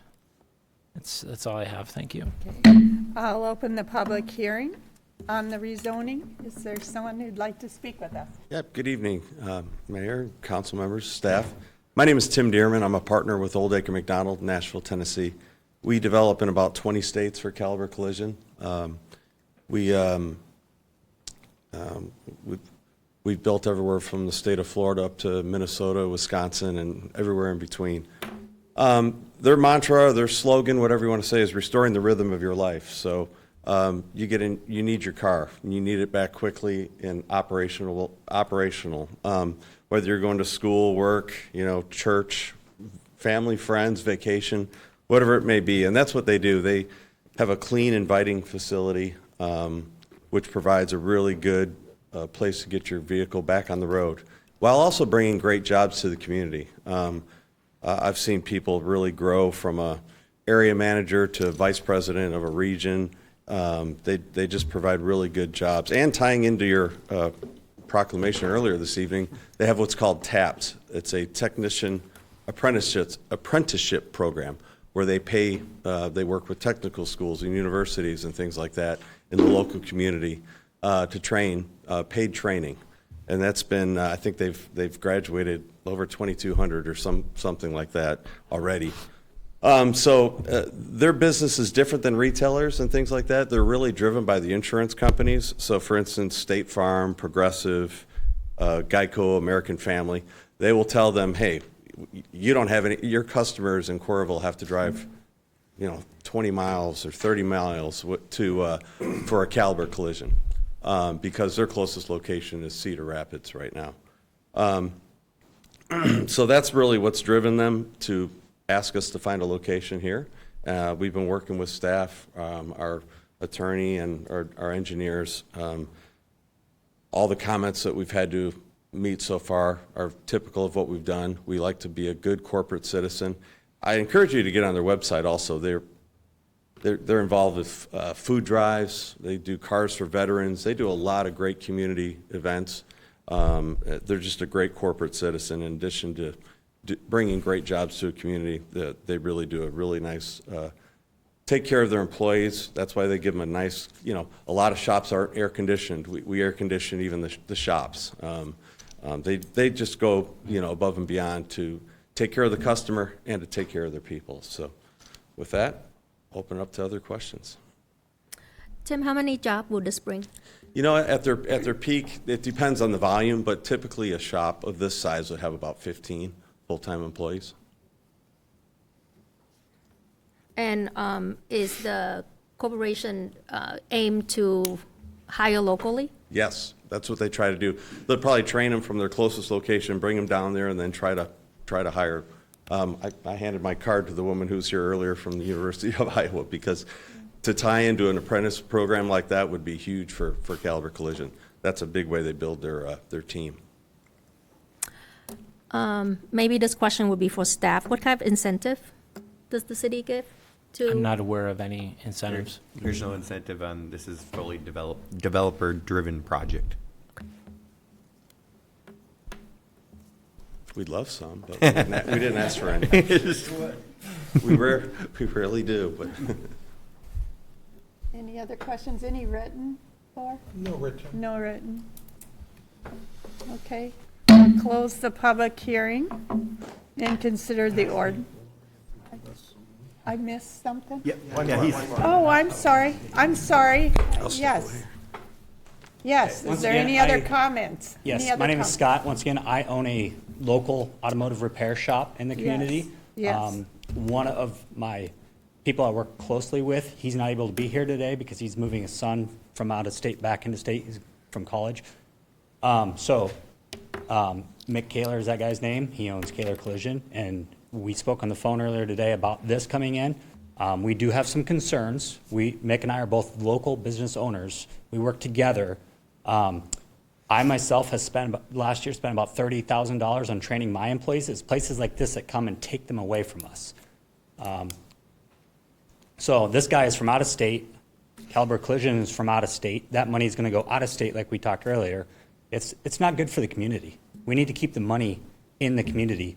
The money these guys are going to be making and from these insurance companies is going to go out of state.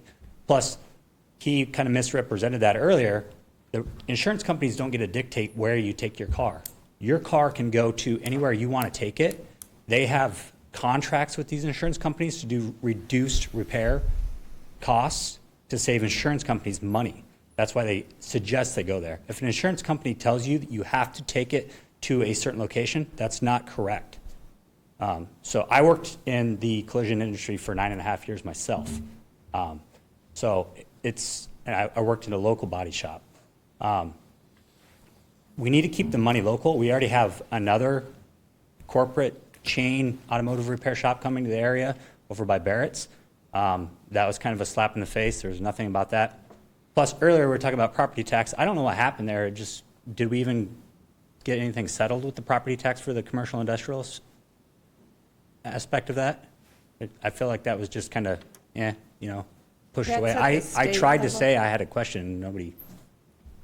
But this is what I was talking about earlier, where we're training the local people. They can't afford to live here, and then places like these come in and they take them away from us. And they offer them pay plans that aren't achievable, and they just make them. I mean, 26 years I've been in the automotive industry. I've worked at dealerships, I've worked in body shops, I've worked in mechanical repair shops. I've seen all the tricks places like this try to do. This guy's from, I think, Tennessee, Nashville, right? So your money that you're making off of this is not even going to be spent here in the state. Like, we need to keep the money local so this community can afford to thrive, not send it all out everywhere else. And that's what I'm seeing here. But it's just getting pumped out everywhere, except for it's not getting put back into the community. The business I own has been in the area for 48 years. I'm thinking about moving it out of here because of this type of stuff. It's becoming unaffordable. Well, that would be very unfortunate. We need competition. We need. Yeah, we we're a do. We growing need local community. competition so the local people can live their dreams and grow. Bringing in yet another out-of-state automotive repair facility is not great.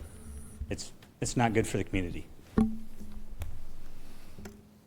We are having hard enough time finding employees, skilled trade employees that are beyond welding and beyond plumbing and construction, the automotive industry. We do module programming, we do high-tech repairs, we do diagnosis that dealerships can't figure out. We've done several of those at my shop. Places like this steal those employees that we've spent money on training, promising them this high wage, but they put this commission-based pay plan out there that's not achievable for the normal person to get. You know, they're asking them to produce 80, 100, 120 hours a week in labor, working 40 hours. That's what these places are doing. So I don't think this is good for the community at all. I'm finished. Actually, I got one more thing. Recently, on my property, there were two gentlemen at 3 a.m., came through, checked all the cars in the lot, stole stuff out of the back of customers' vehicles. I called the Coralville Police Department. The customer called the Coralville Police Department. We were both told not to worry about it. There's nothing they could do. It was very, very disappointing. They never even called me back. The Coralville Police Department never even called me back. I have video footage of this happening. I have security cameras all over my building. Two guys on bicycles came at 3 o'clock in the morning. Nobody from the police department called me back.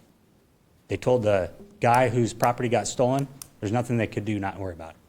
Well, that doesn't sound right. We have crime. We'll check into it. We have I'm crime. sorry. That doesn't And then, sound, and a I'm concern with sorry this that's is happened. the collision repair industry creates a lot of pollution, the fumes from the paint. It all goes through filters, but those filters aren't 100%. There's a lot of waste. There's a creek right behind that property. What happens to Clear Creek with all that stuff making its way that direction? That's something to think about. There's environmental impact from a body shop being put that close to the creek. There's a lot of toxic fumes. There's a lot of toxic products being used. There's a lot of waste thrown out behind the building. Like I said, I've worked in the collision industry. I know what goes on there. It's stuff just thrown out and it rains on, the water runs off downhill to the local waterways, which would be Clear Creek. It happens. This is very disappointing to see this. I'll close the public hearing. Did we consider the ordinance? Nope, I'll read it right Please. now. Thank you. Ordinance number 2026-1004, no ordinance amending the Coralville zoning ordinance, the same being ordinance number 2020-1009 is previously amended, rezoning certain property located within the corporate limits of the city of Coralville, Johnson County, Iowa, generally known as Auditor's Parcel 2025-104, from CPUD 2 Commercial Plan Unit Development 2 District to C2 Arterial Commercial District. This ordinance introduced for first consideration by Councilmember Freeman, seconded by. Second. Seconded by Vogelzang. Comments, questions? Question for Dave. In order for this to move forward, we have to approve the zoning, correct? Correct, otherwise we would not be able to have a legal lot.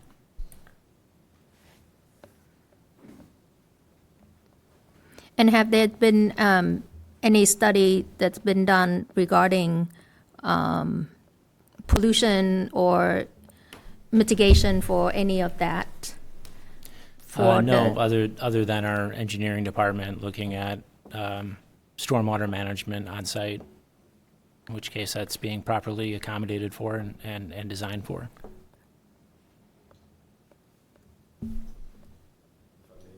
Yeah. The biggest, I think they've got over 550 locations in California now. That's their biggest state they're in. And they have third-party quarterly reports. I mean, that's one of the things they take seriously. And that's why I can't speak to this gentleman talking about runoffs and things like that. That's not what Caliber does. They don't store anything outside. Everything's stored inside. And they've got the best, filtration, everything in the business. And it's inspected by third parties. So I just wanted to add that. Any other questions or comments? We can do roll call. Roll call, please. Councilmember Wynn?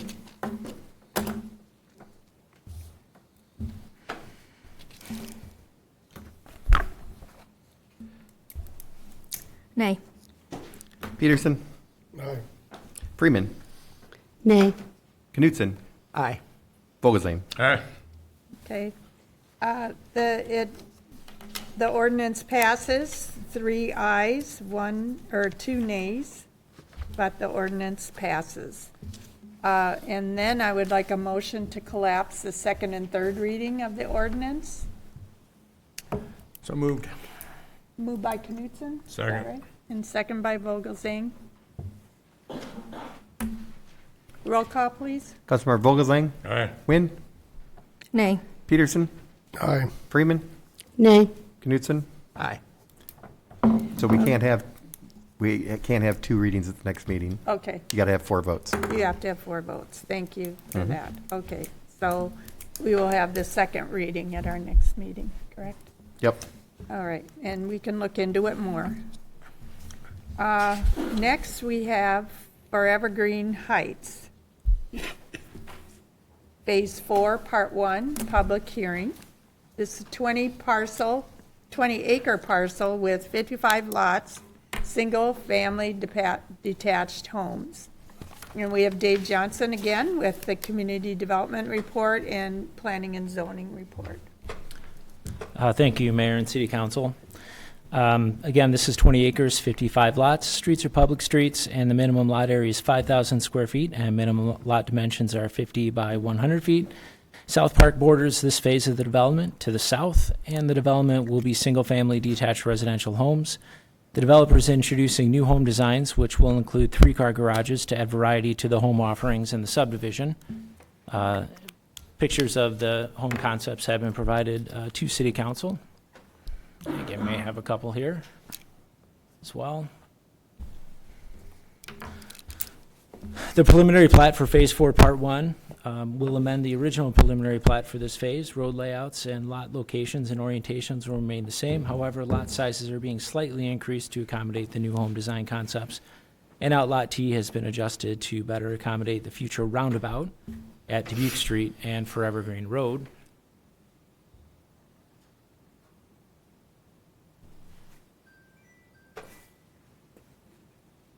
The Master Development Plan was amended by the City Council August 2025 to reflect the revised lot sizes and numbers for Phase 4, Part 1. Staff have reviewed the proposed site plan and finds it is consistent with the Forevergreen Heights Master Development Plan. Staff have reviewed the plats and find they meet the requirements for preparation and filing. And finally, the Planning and Zoning Commission reviewed this request at their January 7th, 2026 meeting. And by a vote of 6-0, the commission recommended to approve the PUDB site plan, preliminary plat, and final plat for Forevergreen Heights, Phase 4, Part 1. That's all I have. Thank you. Thank you, thank you. I'll open the public hearing on the proposed PUDB site plan for Forevergreen Heights, Phase 4, Part 1. Anyone wish to speak? Yeah, here you are. Good evening, John Marner with MMS Consultants, representing the developer. I would just keep this brief and echo what Dave said. This is consistent with the master PUD that was previously amended, and the objective here is there's been considerable interest in other parts of this development and the options for a third car garage. So this is an effort to, again, expand the range of housing options in this development, and the lot size reflect that. And I'm available for any questions if you have any. Does this change the density at all of what was originally proposed? It's a slight reduction. Of how many? To make the, I think it's a reduction of around, I want to say it's around 6 to 7 lots from the original master PUD. The original one was approved, I want to say 2022, so it's been a few years since the original version, and then the amendment in 2025. And this is market-driven?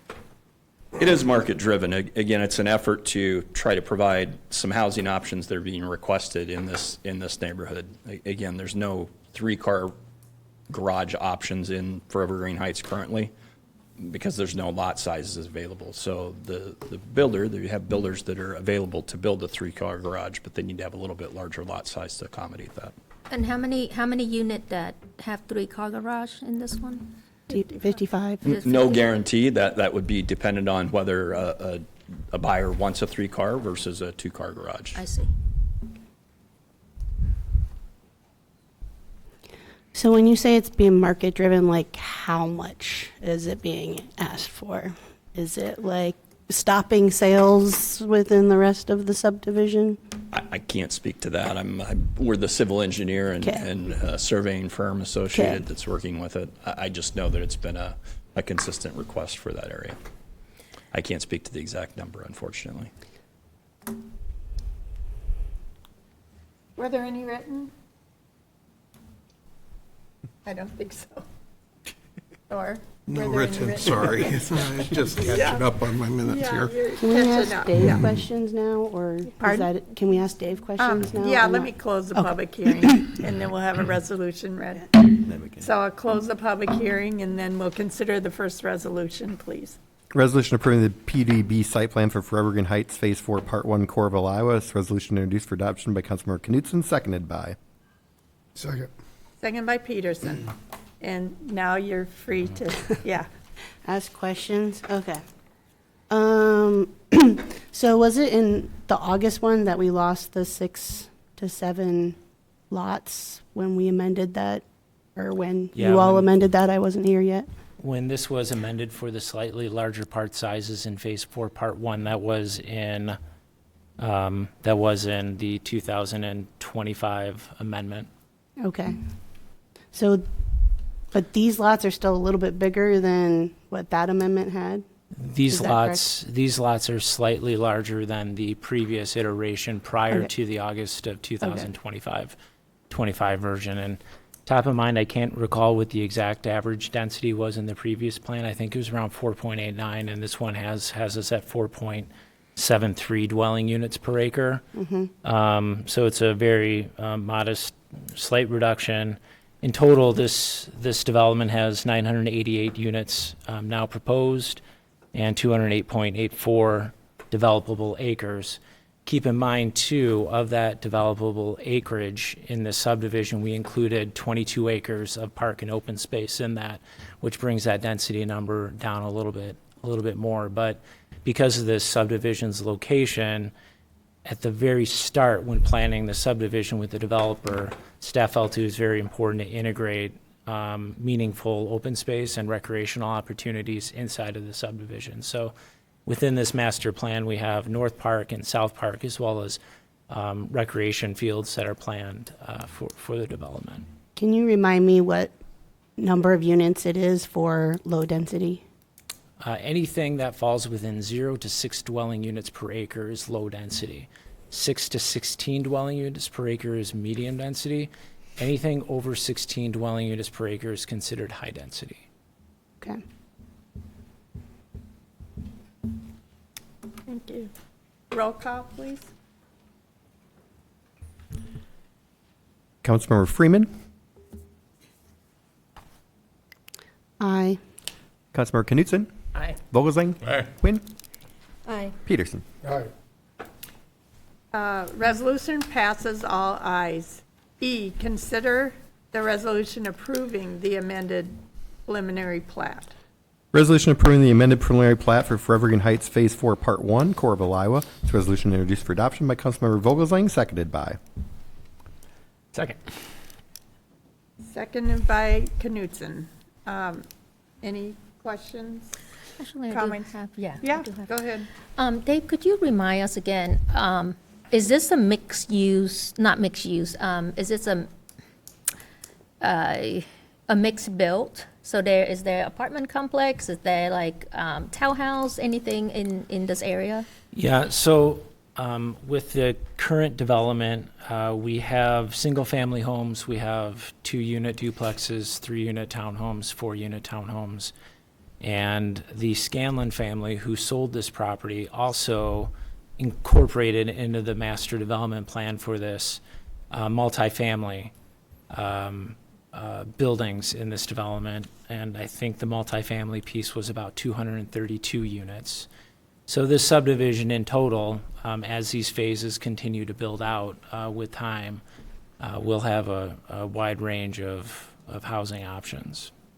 So amending the size of the lot will not affect the number of unit of the multifamily? No, it will not, nor the townhomes. This was always planned to be, Phase 4, Part 1 was always planned to be single-family detached.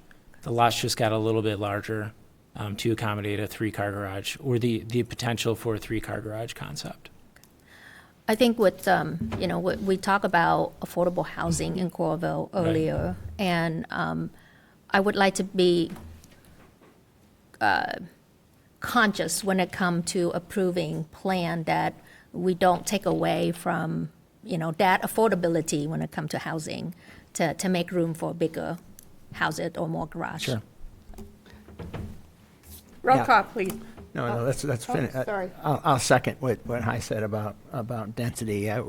Every change we make is driven by, the developer, which I get, but it's always towards making bigger, more expensive houses. Obviously, those two go together. While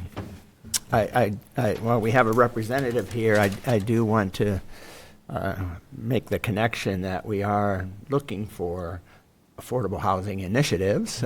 We have some tripling of our budget, our annual budget, which hopefully is more than that down the road. We're open to ideas. I was talking to Katie earlier about this development, and there's not really an affordable. I mean, it was all designed to be somewhat affordable, but not really income based like you think about when you do an affordable housing initiative. And I think, at least I am, obviously would have to work very closely with staff to think about how to best use these resources that we've had. But developers who have ideas, I think I'd like to bring up that possibility. Sure. Roll call, please. Councilmember Knutson. Aye. Vogelsang. Aye. Quinn. Aye. Peterson. Aye. Freeman. Aye. Resolution passes all ayes. F, consider resolution approving final plat for Evergreen Heights Phase 4, Part 1. Resolution approving the final plat for Forevergreen Heights Phase 4, Part 1. This resolution introduced for adoption by Councilmember Wynn, seconded by. Second. Second by Peterson. Roll call, please. Councilmember Vogelsang. Aye. Quinn. Aye. Peterson. Aye. Freeman. Aye. Knutson. Aye. Resolution passes all ayes. G, consider resolution acknowledging payment in full of the Northeast Area Sanitary Sewer and Water Connection. Fees levied against certain lots located on Forevergreen Heights, Phase 4, Part 1. Resolution acknowledging payment in full of the Northeast Area Sanitary Sewer and Water Connection fees levied against certain lots located in Forevergreen Heights, Phase 4, Part 1. This resolution introduced for adoption by Councilmember Peterson, seconded by. Second. Second by Wynn. Questions or comments? Would those be to you, Dave? Are those, anybody have questions about this one? Okay, roll call, please. Councilmember Quinn. Aye. Peterson. Aye. Freeman. Aye. Knutson. Aye. Vogelsang. All right. Resolution passes all ayes. Next, we have Lot 2, Jacobs Creek, Clear Creek 6 subdivision, and it's a public hearing. And Dave Johnson has the reports, please. Thank you, Mayor and City Council. This memorandum forwards a request from Jacobs Clear Creek Investors LLC to approve a PUDB site plan for Jacobs Clear Creek 6 subdivision. The applicant is requesting to build a Valvoline drive-through oil facility. The property is zoned CPUD2, Commercial Planned Unit Development 2 District. The commercial zoning district supports a commercial user at this location. This development shares a lot with 746 Coral Ridge Avenue. This lot was platted in 2016, and the master development plan for this lot was for 2 commercial users. PUD zoning allows multiple principal buildings on one lot, and 746 Coral Ridge Avenue has been completed. That's the building where Midwest Mattress is currently located, and for reference. The request before City Council is for the second commercial user. The proposed oil change facility is 1,700 square feet. Site meets all headlight, screening, and landscaping requirements in city code. Building materials consist of predominantly stone, brick, and glass. The site and building design meet the requirements set forth in the zoning code. And the Planning and Zoning Commission reviewed the request at their April 1st, 2026 meeting, and by a vote of 5-0, the Commission recommended to approve the PUDB site plan for Lot 2, Jacobs Clear Creek 6 subdivision. That's all I have. Thank you. I'll open the public hearing on this proposed PUDB site plan. I'd like to speak again on this. Once again, this directly affects me locally. You saw what happened. The last corporate guy, he's not even here. He left. He got what he wanted. He left. All right. So this is very, very concerning that we're trying to bring all these out-of-state big companies in here and push people like me out. There's already Jiffy Lube. There's already one of these in Iowa City. Our oil change is less than those 2 places. They don't do safety inspections on cars. We get cars from there, Jiffy Lube, their tires are blowing out, and they're driving down the Coralville Strip. These places are not safe. They're just getting money out of people. They're just money extracting, and they're sending it back to wherever these corporations are. That guy got what he wanted. He just got up and left. He didn't care. He doesn't care about this community at all. I care about this community. I live here. My kids drive on these streets. I deal with the vehicles that break down, that come to me, that block up traffic because they don't get proper safety inspections from a place like this. It's not good for the community. Let's keep the money in the community, please. That's what I keep trying to say here. I've lived in this community for 43 years. All right, I don't plan on going anywhere. Like, we keep adding this stuff, but I can't get any help with anything. My property tax is already $52,000 a year. This is going to be more competition for me to make money, to be successful, to pay my employees, to get more employees. I could add more employees if I didn't have to pay so much in property tax. But yet again, we're sending money out of state for places like this. We just got a 35% increase in our oil costs, which is affecting everybody, and we all know why. And we already don't make any money on oil changes, and now we're going to have to compete with this and be even lower. And I mean, you're just bringing low value stuff to the area by approving this kind of stuff. Just, that blew my mind that guy just got what he wanted and left. I mean, I'm sitting here for the whole thing. You saw what happened. He doesn't care about the community. He cares about the bonus he just got for coming out here and doing this. And it's going to happen again. This is very, very heartbreaking that this is what's going on in the community. Like, I'm as local as it gets. I grew up in North Liberty. I went to the Iowa City Community School District. I've driven through Coralville my entire life to get to West High, to get to work, to where I'm going. I'm in Coralville daily, every single day. I go to work on the weekends when we're not open to do stuff, to improve my property, to make sure it's clean, lawn care and all that stuff. And I have 5 tenants in my property. I made about $1,000 last year because of all the maintenance costs. I mean, he hit it on the head that we can't make money, and it's not worth the stress. This is extremely stressful. I'm not making any money being here. Let me tell you about last month. I lost $9,300. It cost me $9,300 to operate last month. Okay, so if it cost anybody in this building to $10,000 to go to work for a month, would you go back to work? Like, this is getting ridiculous that we just keep allowing this kind of stuff in here. Tyson's shut down because they were doing this kind of stuff, and their automotive side, they shut down. They couldn't afford all the mistakes their low-level employees were making, untrained employees and stuff like that. Like, they couldn't afford. We were fixing their mistakes, and we were trying to take care of their customers that when they closed down their warranty stuff and Tyson's was supposed to be paying us, then Tyson's wouldn't pay us for the work they were expecting us to do warranty for. These big. We should probably not be bringing up other businesses. Okay, I'm sorry. It's just, this is just. I'm sorry. These big places that you keep allowing in are hurting the community. They're not doing anything. They're just extracting money from the local economy and not putting it back in. I use a local arborist. I use local lawn care, landscaping. Everything I do is local. I even make sure I go to local businesses that the owners are locally owned, that the businesses are locally owned. So my money is going back to them who is spending it back into the community. I don't shop online. I'm not going to these big corporate places buying my stuff. I'm trying to keep everything local. My kids are local here. My family is local. This is not local stuff. We please stop doing this to the community, please. Anyone else wish to speak to us? Were there any written? No written. No written. I'll close the public hearing. Please consider the resolution.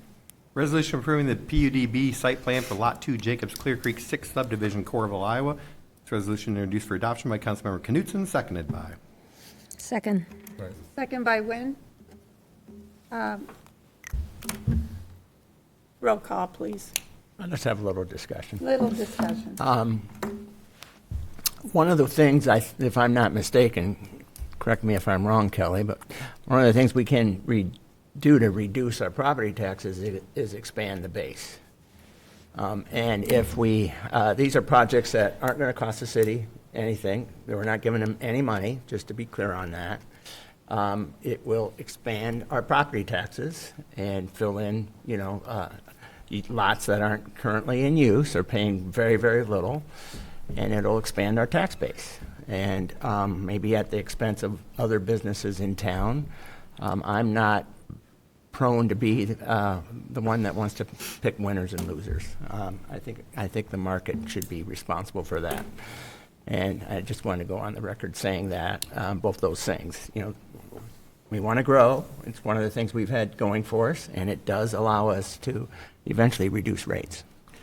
Yeah, I would think the one thing I remind council, these are zoning issues, and so the question is whether the business, not the type of business, whether it meets the zoning requirements.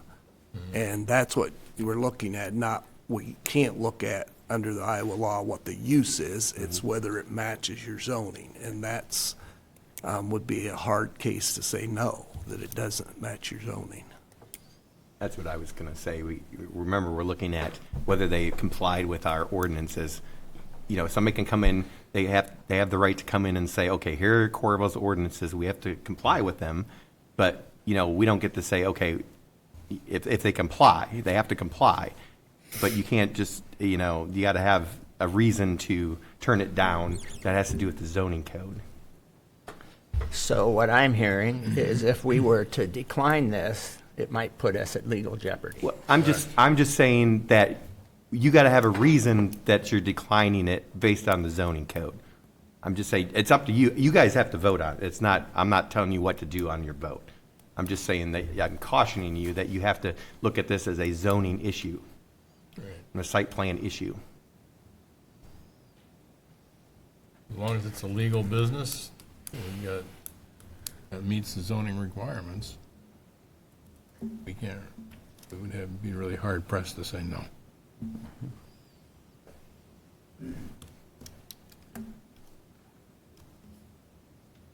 Roll call, please. Councilmember Peterson, Aye. Freeman, Aye. Knutson, Aye. Vogelsang, Aye. Wynn. Aye. Can I ask a question? Sure. Please. So you said this is a zoning issue. Does that mean then, because we've grown really rapidly, very differently, does that mean that we need to spend some time to look at our zoning ordinance again, just to, I'm just throwing out a question, I'm just asking. Go ahead. Yes. We'll have Dave, the expert. Typically revisit our zoning ordinance every year. So one of the biggest drivers behind these regulatory decisions are these policy documents like community plans and master plans. So in these community plans, we engage stakeholders, business owners, residents, elected officials, appointed officials, and all of this. And the last time we did this was some time ago.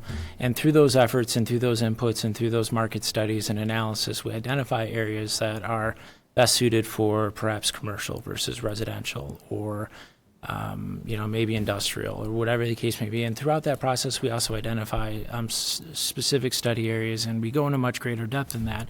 But fundamentally, this is a property that is designated as commercial on our community land use plan map, based on the input from our community in doing so. And even when the day comes when we revisit those plans and we revisit ordinances, given this property's location and proximity to 2nd Street or Highway 6, that is a major commercial corridor. This will be a commercial. This would have been a commercial property anyhow. And the thing to keep in mind is we don't pick winners and losers or specific businesses. If you're in a commercial district, like let's just say a C2 or CPUD2, whatever the case may be, a commercial zoning district allows a range of businesses. That could be automotive, that could be service, that could be offices, that could be a restaurant. So we don't say a Valvoline can go here, but a Jiffy Lube can't, or whatever the case may be. When you're in a commercial district, that in most instances allows for a range of users that would be compatible with each other. So that's really kind of the best way to look at it. I really appreciate that explanation. And again, we are not expert in these at all.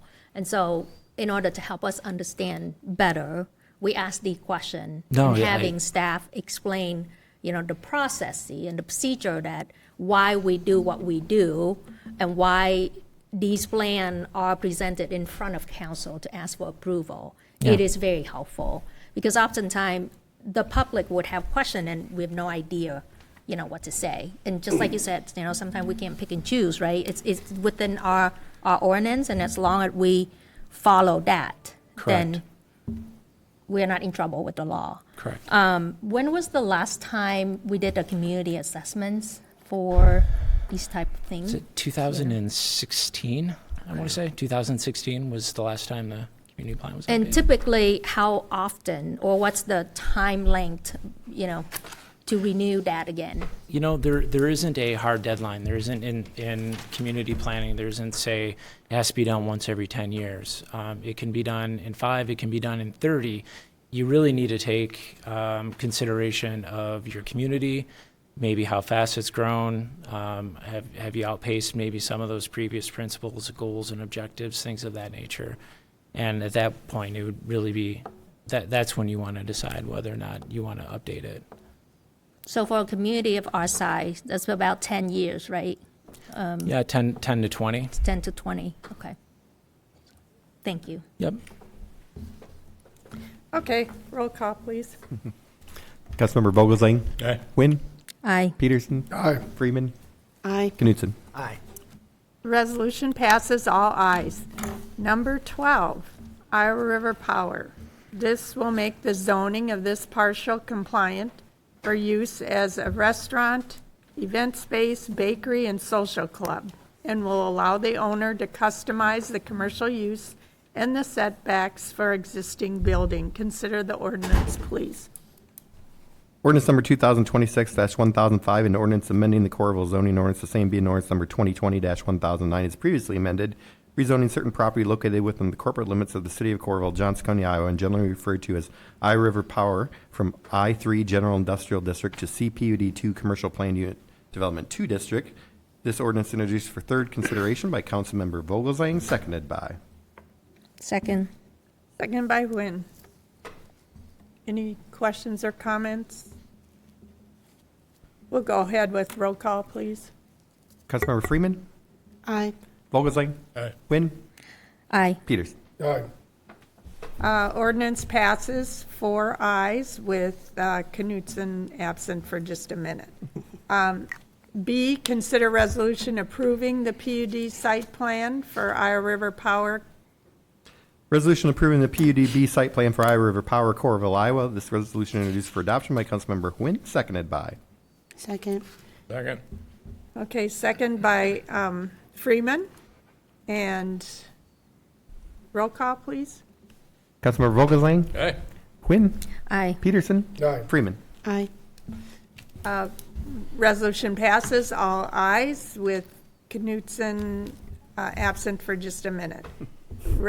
Consider resolution for the final plat. Resolution approving the final plat for Iowa River Power of Coralville, Iowa. This resolution introduced for adoption by Councilmember Peterson, seconded by. Second. Second by Nguyen. Questions or comments? Roll call, please. Councilmember Nguyen. Aye. Peterson. Aye. Freeman. Aye. Knutson. Abstain. Abstain, okay. Sorry. Vogelsang. Okay. Aye. Thank you. All right, so resolution passes 4 ayes with 1 abstain. Now we'll move on to 13, Oakdale Research Park. This is for the purpose of codifying a master development plan and associated covenants and design standards for the research park. Consider the ordinance, please. Ordinance number 2026-1006, an ordinance amending the Coralville zoning ordinance, the same being ordinance number 2020-1009 is previously amended, rezoning certain property located within the corporate limits of the city of Coralville, Johnson County, Iowa, and generally known as the Oakdale Research Park, from I-1 Research Office Industrial District, IPUD-2 Industrial Plant Unit Development 2 District, and C2 Arterial Commercial District to IPUD-1 Industrial Planned Unit Development 1 District. This ordinance introduced for third and final consideration by Councilmember Freeman, seconded by. Second. Second by Knutson. Questions or comments? Roll call, please. Councilmember Peterson. Aye. Freeman. Aye. Knutson. Aye. Vogelsang. Aye. Quinn. Aye. Ordinance passes, all ayes. Number 14, Coralville Recreation and Aquatic Center Project. Proposals report. Sherry Proud is coming up. She's our Parks and Recreation Director. Thank you, Madam Mayor. A committee of staff and stakeholders was assembled this spring to evaluate submissions for the construction manager at risk with a guaranteed maximum price for building the new recreation center, including pools, gyms, community spaces, along with a renovation to St. Morrison Park, wrapped together into one project. A request for qualifications was published, and there were 8 responses. The selection committee reviewed and scored each firm's statement of qualifications. I forgot to mention the committee members were city staff, myself, Kelly Hayworth, Amy Erickson, Newman Munson Principal Architect Sally Obernolte participated in the RFQ process but wasn't able to do the RFP process, and Newman Munson Principal Architect Dave Zarodnik filled in that part, and then the Iowa City School District Chief Operating Officer Kurt Pratt. There were 2 construction firms scored over the minimum qualified threshold identified, and the qualified firms were invited to proceed in the request for proposal stage. Those requests for proposals were received on April 15th, and interviews were held on April 17th. The firms interviewed were Mortensen and Russell Construction. The scores in the RFP process broke down in the following way. Mortensen received a 73.8 on their RFP and interview score out of a possible 80. And the price score with the based formula in the RFP, points were awarded of 14.4, bringing that total to 88.2. And for Russell, for their RFP and interview score was 66.8, and their pricing score out of 20 was 20 based on the formula in the RFP. So their total points were 86.8. Very close process. The committee recommends selecting Mortensen as the company to start negotiations with to build the new Coralville Rec Center and Natatorium and St. Morrison Park renovation project under this process that's afforded us by the State Code 26A.3. Mortensen is the highest ranked firm based on the proposal criteria, interview, and provided cost proposal for this job. And based on this findings, Mortensen provides the best value for the government entity. Thank you. Let's consider the resolution and then we can discuss. Yep. Consider resolution selecting the construction manager at risk for the Coralville Recreation and Aquatic Center project. It's a resolution introduced for adoption by Councilmember Knutson, seconded by. Second. Second by Vogelzang. Questions or comments? I'd just like to say I appreciate what you guys did on this second round. I've been following it pretty closely, and everything looks like you guys did a great job on this. So thank you. Remember, the contract will come back to the council once it's been negotiated at a later date. This is just to start that process. I'll second what Roy said. I appreciate all the effort. I know I made a comment earlier about concerns about the school district. I want to make it clear that I have no insider information on that. It's just what I read in the paper, which is available to all of us. Roll call, please. Okay. Councilmember Peterson? Aye. Freeman? Aye. Knutson? Aye. Vogelzang? Aye. Wynn? Aye. Resolution passes, all ayes. 15, fiscal year 2026 budget amendment. This is to amend the fiscal year 2026 budget for revenues and expenditures. Public hearing will be May 26, 2026. Resolution setting a public hearing in the fiscal year 2026 budget amendment. It's a resolution introduced for adoption by Councilmember Vogelzang, seconded by. Second. Second by Wynn. Questions on this? This is something we have to do every year, huh? Yep. Okay. Do we know what the big changes are? No, we're still working through that with working the that. management team. Okay.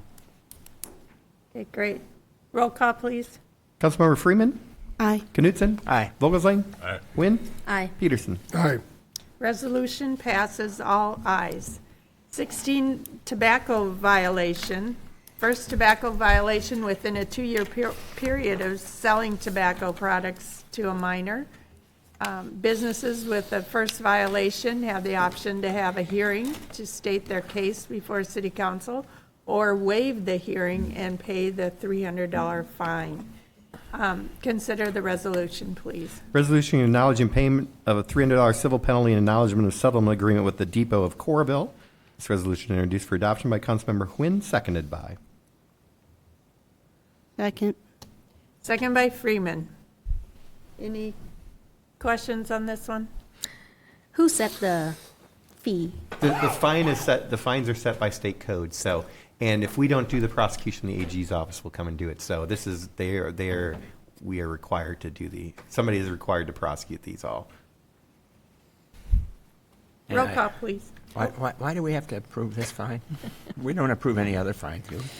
This is the way we have. After this resolution is set, we have to send it to the AG's office so it's put in their permit file. Otherwise, they will come down and prosecute. So this shows the AG's office that I think this all stems back from. Remember, we get state funds to do these checks for the police department, and I think that this money is still coming from the tobacco settlement from long time ago. So they will make sure that we prosecute these, or they will come down and do it themselves. So this is just a resolution that's required. We file it with the permit, and then we're done. They've already paid us. They have already paid us. They could have. Isn't that check proof that we? Yes, Thor got the check. So, and they signed the waiver. It says they didn't want a hearing. So they have the right to a due process hearing in front of the council. 99% of the time, they'll just pay the fine because the employee was issued a ticket for a citation for selling, and the employee pled guilty. So it's kind of hard to just say your employee who sold. It's a strict liability crime. If your employee sells, the permit holder is liable. So. Hey, very important. I know it is weird. You're right. So. But we'll abide, and Yes. we'll have roll call now. Councilmember Knutson? Aye. Vogelsang? Aye. Wynn? Aye. Peterson? Aye. Freeman? Aye. Resolution passes all ayes. Number 17, water connection fees. Consider the ordinance reducing the water connection fee.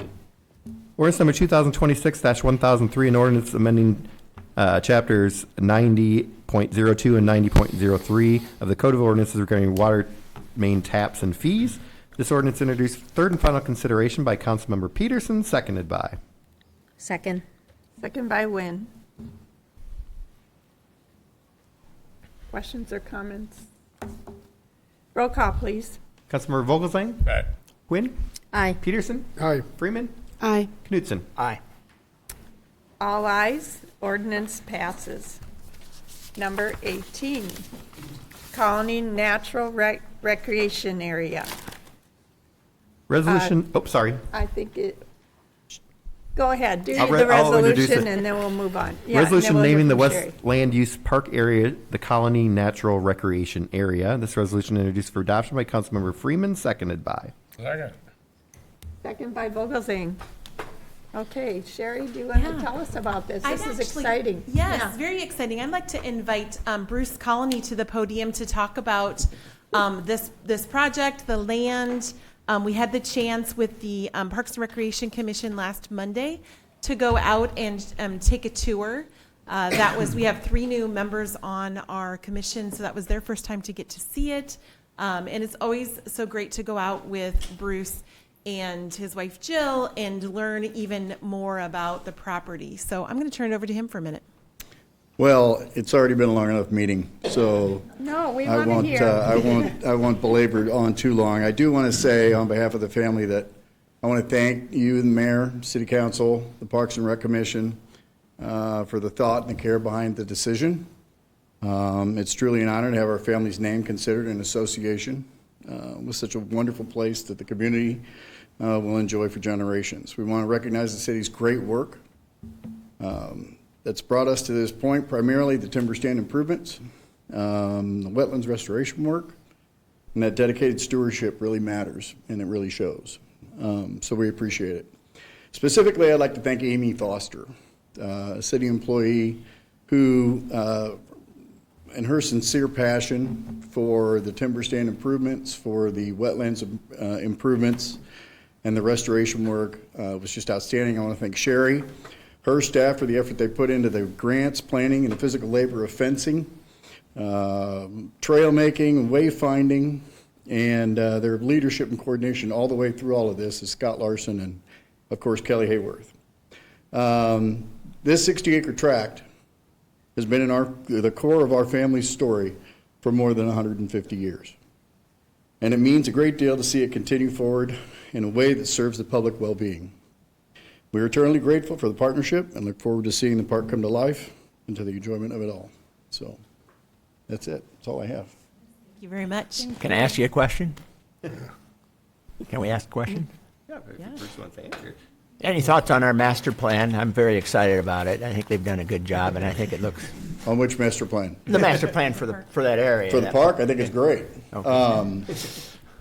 And Got a long ways to go, but I asked Sherry whether or not I could talk about this at all. They're also currently working with the university on another thing that we can't talk too much about yet, but would provide another section of land next to the park that the university would use for closely related initiatives in the new home for some of their programs that are being displaced. So, but the work that Confluence did, the work that Sherry has done in planning a park that stays natural, but allows great opportunities for education, outdoor education, which is what we sorely need. It's something that is missing from our educational system. We don't spend enough time getting people out. You know, the UI's School of the Wild is quad program,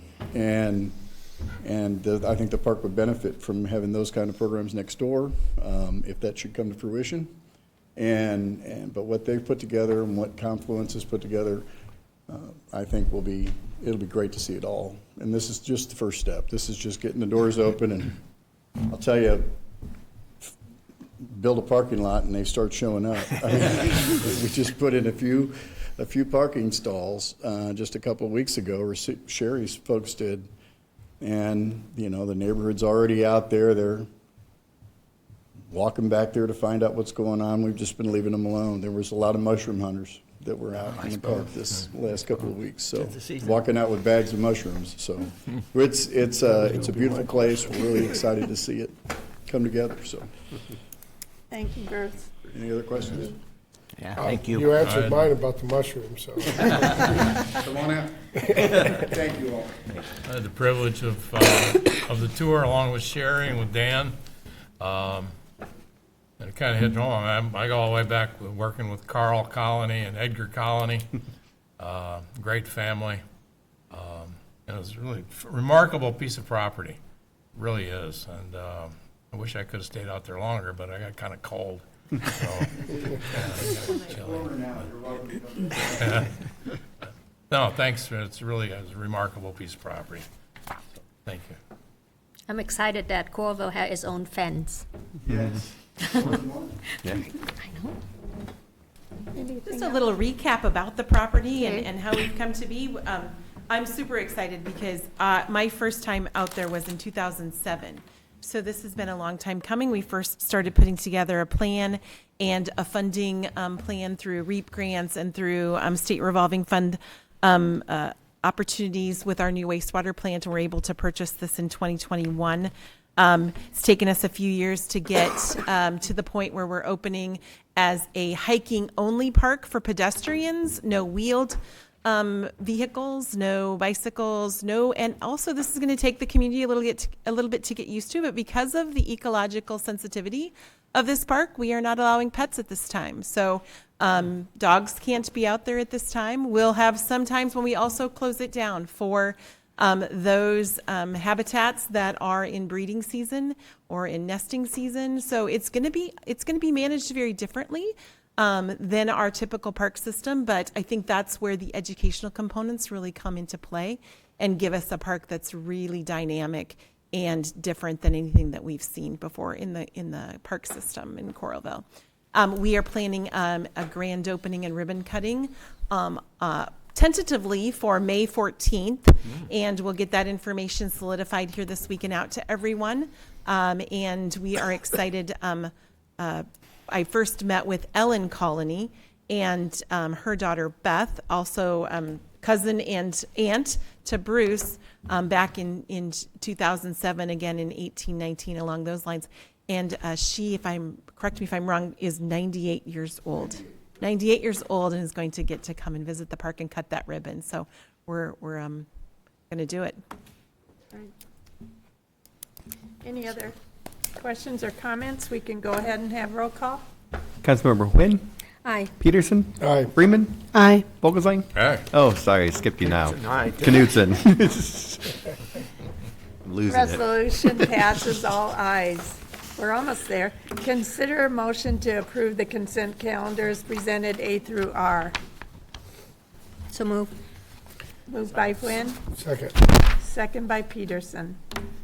Roll call, please. Peterson? Aye. Freeman? Aye. Knutson? Aye. Vogelsang? Aye. Nguyen? Aye. Almost forgot that was me. Resolution passes, or motion passes all ayes. City Administrator's report, please. Yes, I'd just like to remind folks that we have a lot of reduce, reuse, and recycle events coming up. So May 2nd, this Saturday, will be citywide garage sales. May 9th will be this recycle swap meet here at City Hall. There will also be a community shred, and there will also be a battery drop, which is a new addition this year. So that's all on May 9th. And then Mayor's Cleanup Week is May 11th to 15th on your normal trash day and trash and recycling day. So a lot of events coming up for people to be able to make reuse of materials rather than just sending them to the landfill. So encourage people to participate in those. And we get a lot of interesting and great reuse through the Recycle Swap Meet. It's completely free. You can bring whatever you would like, and you can take whatever you like. It's all free for people's reuse. So please take advantage of that opportunity. We have had great notice over the last week from FEMA. They are starting to take action on all kinds of different things. So I got a notice that the grant we had written for security items at the arena, that we should hear, this goes back 2.5 years, that we should be getting notice on the decisions for that. The brick grant for Coralville, we've got notice that should hopefully be obligated soon. And then I got notice today that way back to COVID, the funding that would complete that they're taking action on that as well. So those were 3 activities just in the last week. And my speculation is it was the change of the Homeland Security Director that helped spur all of this on. But there is a lot of activity and good action being taken by the folks at Region 7 for FEMA. So good news. And just remind folks that the entrance to Costco is now closed as of yesterday, and that work has already started. So that will be going on until about August. So just be aware of that. That's all I have, Mayor. Great, great. I kept thinking of that song, clean up, everybody clean up. Remember that from preschool or kindergarten? I think that's what we want to think about this next May. And it's great that we go from, having your garage sale, and then what doesn't go there, you can take to the swap meet, and then you can do Mayor's Cleanup the next week. So lots of opportunities to clean up. And I just want to congratulate our former colleague, West High Principal Mitch Gross, receiving a prestigious National Principal of the Year award. And Kelly, I thank you for your leadership. We see that all over the place, especially tonight, and all the work that we've accomplished here. And thank you, Ann, for all your work in the finance with getting our budget taken care of. City Attorney's report. Just want to remind people that if you have a device when you're driving your car, it has to be hands-free. I've seen tickets come through that I have to prosecute. So remember that it's not really difficult for the police officers to see you looking down at your phone. So just remember that is now the law. So thank you. Committee and council members report. Let's start with you, Mike. Given the hour, I'll pass. Okay. Rich? Abstain? Right? Abstain. Okay. I'll echo the thanks to Ann and Kelly and all the staff for everybody who's involved with the budget. Not an easy, long project, but thanks. Appreciate it. Also, thanks to Sherry and Kelly and Amy and everybody else that was on the committee for the rec center project. I know it's been a long process so far, but I didn't mean to brush you off. It was a short meeting, short presentation, but I want to acknowledge all the hard work that the committee went into. So thank you. And that's all. Hi. I've got nothing today, but I do have a question. Is Community Shred Day still happening? Yep, it's the same day as Recycle Swap. Okay. And that's May 9th, and it's in the Aquatic Center parking lot. And the battery drop is at the same time. I Thank think you. it's 10 to noon, right, Chief? It's either, Okay, we can all check, well, it's on, right, it's on the website. website and the Coralville Connection Yeah. too. Yeah, good. Thank you. Royce? I have one thing. Just really exciting tonight. That proclamation means a lot to me.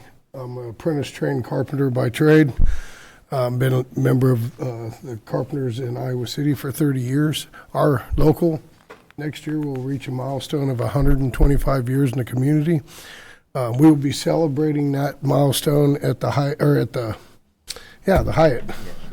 Hyatt Regency here in Coralville next year, and really looking forward to that celebration. I just celebrated Rockford, Illinois' 125th Friday night, and I went as a mole to Still Ideas, but so excited, to see the apprentices show up.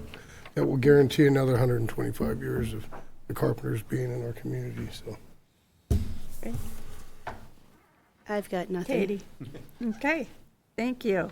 Now we need to consider a motion to adjourn to executive session. So move. Do we have to say, We have to have a roll call vote on that. okay. We need a motion Yeah. first, Need a- yeah. I will make a motion we adjourn to Okay. executive session. Okay, Vogelzang, and seconded by Nguyen. Roll call, please. Councilmember Knutson? Aye. Vogelsang? Aye. Quinn? Aye. Peterson? Aye. Freeman? Aye. All in favor. We will now adjourn to executive session, and then we will come back to adjourn our meeting. Okay.